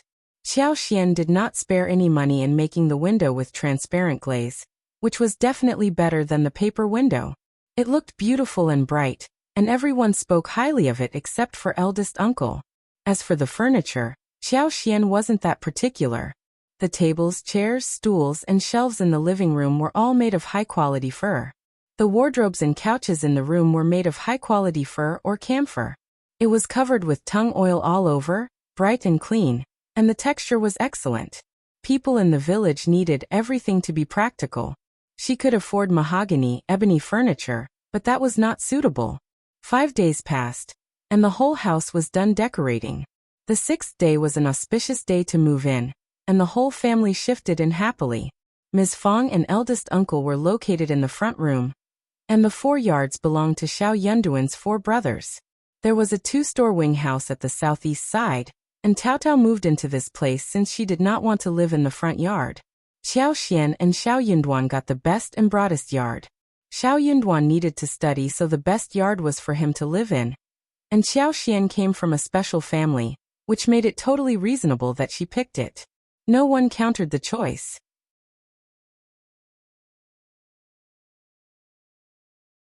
Instead, they were so grateful to move into such a wonderful house, which was all thanks to Qiao Xian. Qiao Xian liked her yard very much. The room was really broad, and there was 1 inner room and 2 wing rooms. She could do all kinds of experiments she wanted, and did not have to hide from anyone. The patio in the yard was quite large. She had asked people to build 2 flower beds, and was going to plant some flowers and trees in spring, plant 2 magnolias and a pomegranate in the corner, and also plant some roses, rhododendrons and other low flowers and plants in the small backyard.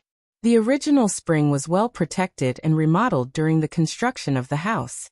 After the remodeling, there were still places for drinking water in the backyard. The backyard was twice as big as the previous ones, so they simply built a square pond with a height of half a person, and about 5 square meters with black bricks near a courtyard wall to raise some fish.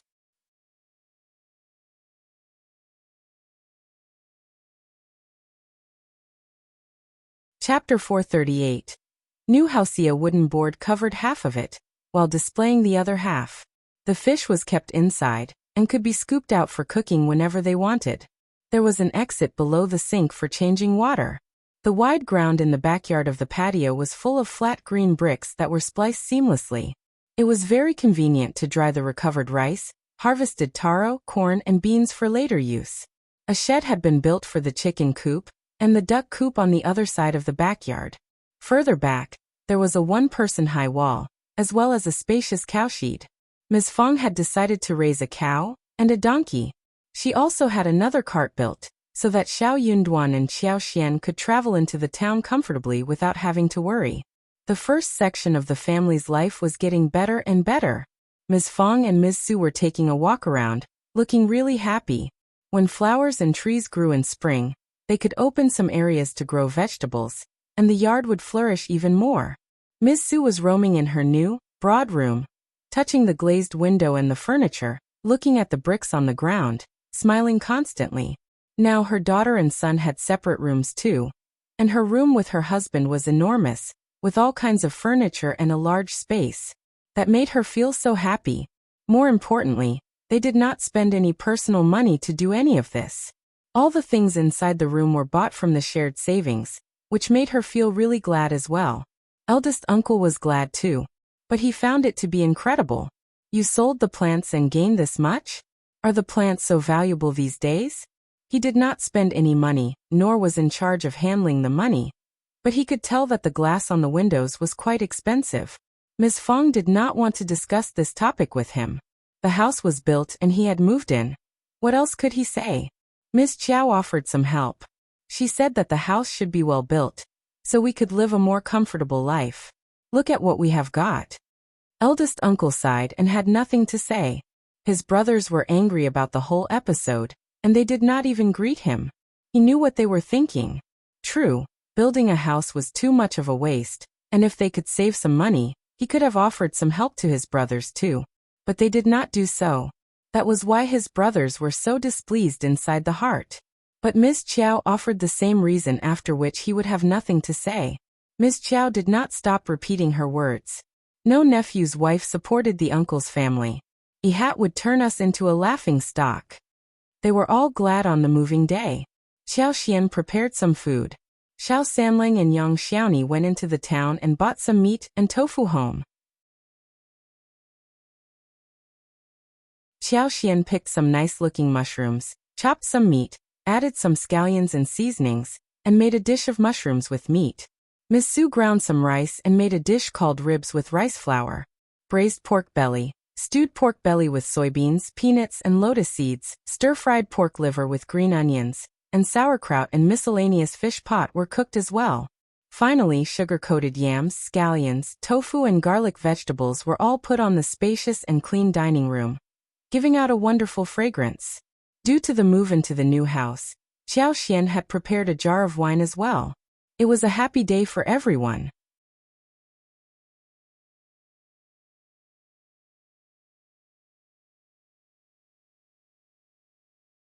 Chapter 439. The Qiao Family Translator. Hengyi translations. On the day when the first section of the family moved in, the second and the third section of the family came over to check out the new place. The more they looked at it, the more sour they became. So they decided not to look at it anymore. They should at least treat them to some food when they move into a new house. They were waiting for the first section of the family to pass on the invitation. And despite the anger, they still wanted to eat the free food. However, the first section of the family never sent out any invitation, which made them really furious. What are they being so arrogant about? They do not want to accept us as family anymore, right? Alright then, we don't care. They should never ask us for help ever again. Unlike the second and third section of the family, Those from the first section of the family were all sleeping well in their new house. Everything was spacious and wide in the new house. Moreover, Xiao Yunduan and Qiao Xian could even have their separate rooms. However, they seemed to have forgotten about this. They were still sharing the same room. Qiao Xian was rolling on the bed happily, feeling glad inside her heart. This was the countryside life she had been looking forward to enjoying. There was no shortage of food, clothing, and housing. There were flower fields and gardens. The fruit trees produced endless fruits. The vegetable fields had the freshest vegetables. There were chickens, ducks, and geese in the backyard, and as much fresh fish and shrimp as she wanted. There were all kinds of mushrooms, bamboo shoots, wild vegetables, wild fruits, and other things in the mountains, which could be harvested throughout the year. They were also able to make enough money for life easily. She could go out when she wanted to, or stay at home if she wanted to. On rainy days, the whole family could gather together to make dumplings, glutinous rice balls, steamed rice cakes, and various other snacks. It was all so wonderful. However, she needed to remove the danger of the Qiao family so that this wonderful life could last. Qiao Xian needed to become stronger. The following morning, Ms. Fang asked eldest uncle to inform his brothers and the families to come over and eat dinner at the new house. Ms. Fang never skipped on what she needed to do. Eldest uncle headed off immediately. He had wanted to ask his brothers' families to eat the day before, but Ms. Fang said that the house was too messy to receive any guests, and that they should do it the next day. Eldest uncle believed that too, so he gave up on the idea. But that was not the point. The whole family wanted to have a good first day. Why would they need the second and third section of the family to cause them trouble? They wanted to spend a happy day alone. As to why Ms. Fang asked eldest uncle to inform his brothers' families, it was not because she was afraid of the gossip. It was reasonable that they did not hold the banquet on the previous day. But if they did not invite them all together, that would look intentional. Qiao Xian did not cook dinner. It was Ms. Su and Yang Xiaoni who cooked, since she already did a lot of cooking the day before. They prepared 1 chicken, 1 duck, and they fetched some carrots, vegetables, and leeks, as well as some yams, mushrooms, wooden ears, which would lead up to 2 full tables. They would have more people into the family in the future, so they had 1 large dining room built in the house. The place could hold 4 tables or even 6.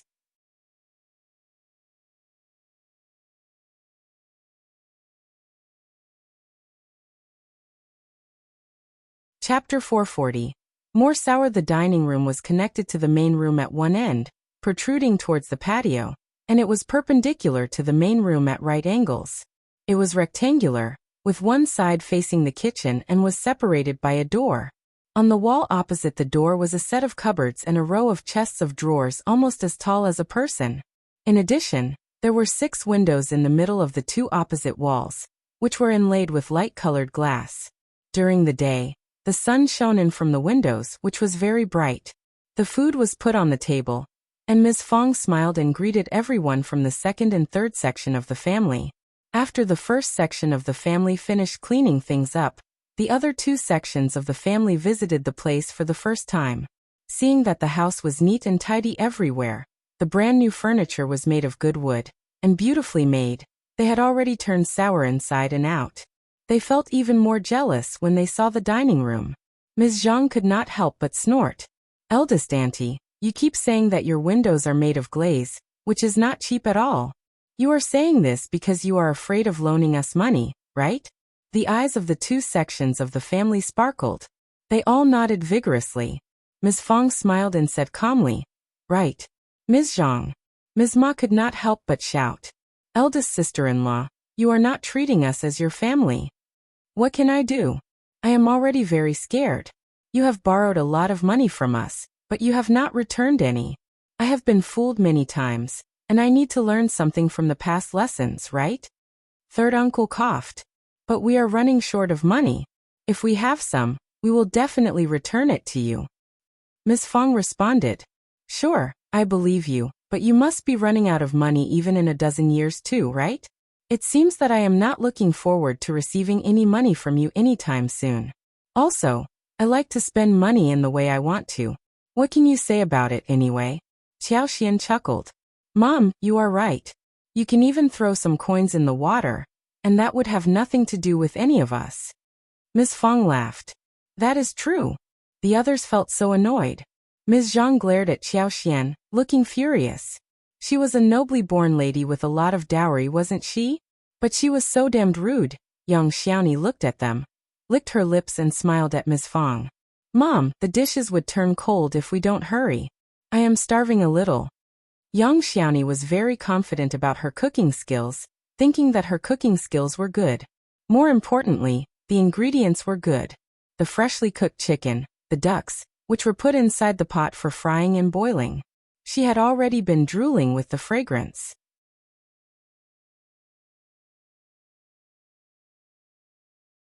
Eldest uncle asked the second uncle and everyone else to gather around the table. Come and sit, let's eat together.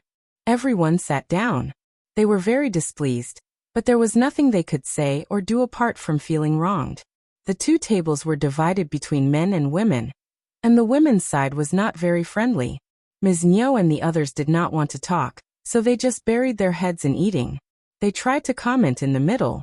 The chicken is too thin. There are too few eggs. But Ms. Fong and her daughters-in-law ignored it all. At the men's table, second uncle and third uncle talked more. They kept saying how the family should be united, and the first section of the family should help others. They even mentioned their deceased parents, crying sourly. Eldest brother, you are living a life that we are all jealous of. If our parents could live to the present day, they would be so glad to enjoy such life with us. We are so useless, but eldest brother, you are really capable.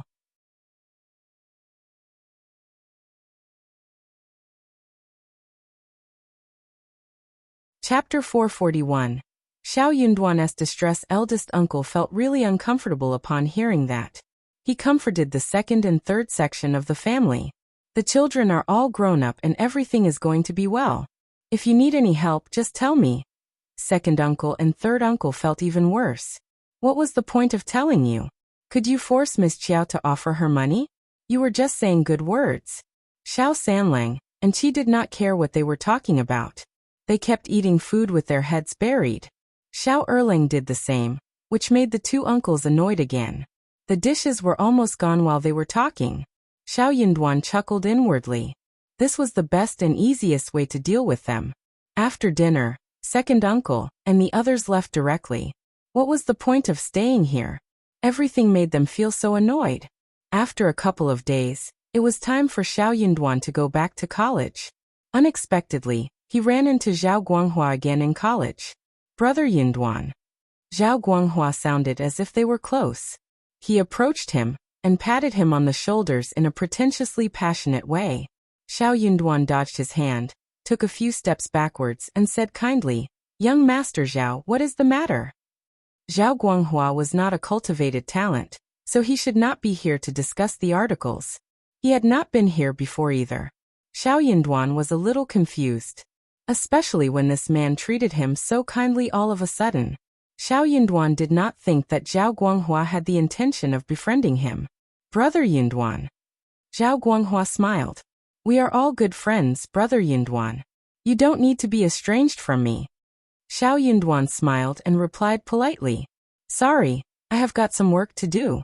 Farewell.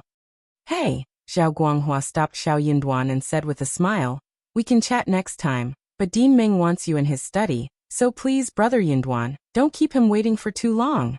Xiao Yunduan blinked and nodded. Okay, thanks for the message.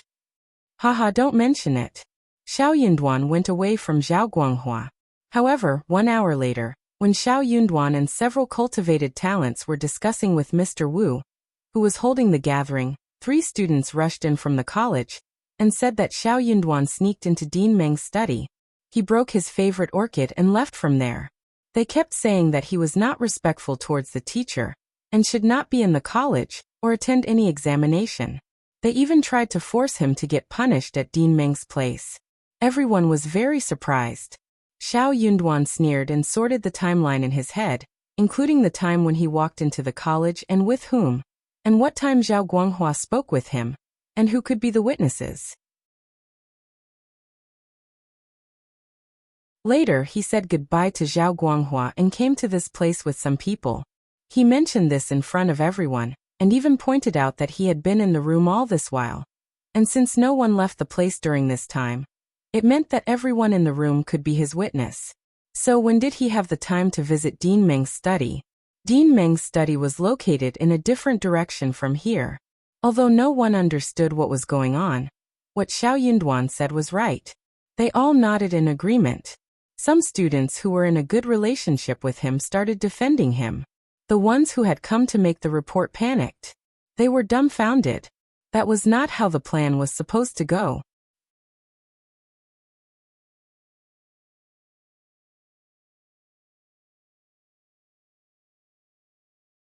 Chapter 442. A strike back. Didn't Xiao Yunduan go to Dean Meng's study at all? But didn't he mention that Zhao Guanghua told him to? Well, even if he mentioned that, Zhao Guanghua would have denied the accusation. Xiao Yunduan had no proof that Zhao Guanghua did pass on the message. If that happened, then he would drag down some innocent classmate. But he did not mention Zhao Guanghua, because Zhao Guanghua would not step out and admit that himself. Seeing their faces change, Xiao Yunduan smiled and said gently, "You must have been mistaken, right? Don't worry, it's fine, we have talked through the misunderstanding." The three of them did not dare to say anything more, but nodded with a smile and hurried away. Xiao Yunduan narrowed his eyes. He and Zhao Guanghua were not good friends. He would not be so stupid as to follow his order. He instantly got 3 classmates to keep him company after he separated from Zhao Guanghua, creating a solid alibi. He had no idea what Zhao Guanghua was up to, but he did not think that it was anything good. Zhao Guanghua tried to set him up by pushing him into a position where he had no others to help him. But if he was accompanied by witnesses, he would not lose his credibility. Dean Meng got extremely angry. Soon, Xiao Yunduan and the 3 students were taken to Dean Meng. Xiao Yunduan had nothing to do with this matter, and he was just misjudged. But he knew clearly that Dean Meng was not an open-minded person, and would always try to drag someone down. Interrogated by Dean Meng, the 3 students could not hold it anymore. They felt so embarrassed. They were from ordinary families, and one of them was suffering from poverty, so none of them dared to point out that Zhao Guanghua was the main culprit. As a result, they had to admit that it was them who did the whole thing. But they argued as well. Xiao Yunduan is always very arrogant. He bullies us and we hate how he puts on airs. That is why we tried to teach him a lesson. Dean, we are sorry, but Xiao Yunduan is not totally innocent. True. But for his arrogance, we would not have done a thing like this. Dean Meng glanced at Xiao Yunduan coldly. Xiao Yunduan, who intended to say something, decided to stay silent instead. Apparently, Dean Meng bought the ridiculous excuses, or at least half of it. In that case, Xiao Yunduan did not need to give any explanation. It would not work anyways. Xiao Yunduan, what do you want to say? Dean, this is totally ridiculous. We have never hung out together, and the relationships are at peace. What do they mean by humiliating and bullying? Please, I request you to clear my name, which has been wrongly dragged into this. Dean Meng sneered. How dare you push your conflicts onto me? I don't care about this, just leave. The 3 students got so startled that they kept begging for forgiveness. Xiao Yunduan was shocked. But he said nothing.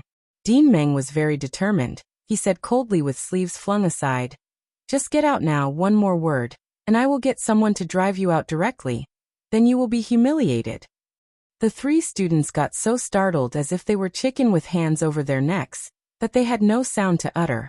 Xiao Yunduan bowed and said, "Thanks for your tutoring, Dean. I am leaving now." He quit the room first. You're tuning in to the Ms.Mi's Wuxia Whispers YouTube channel. We're so grateful for your support, and don't forget to subscribe to join us on this incredible journey through captivating stories. Your generosity through donations truly makes a world of difference, as it's the primary source of revenue that allows me to expand and enhance this channel for you. Thank you from the bottom of my heart for being a part of this adventure.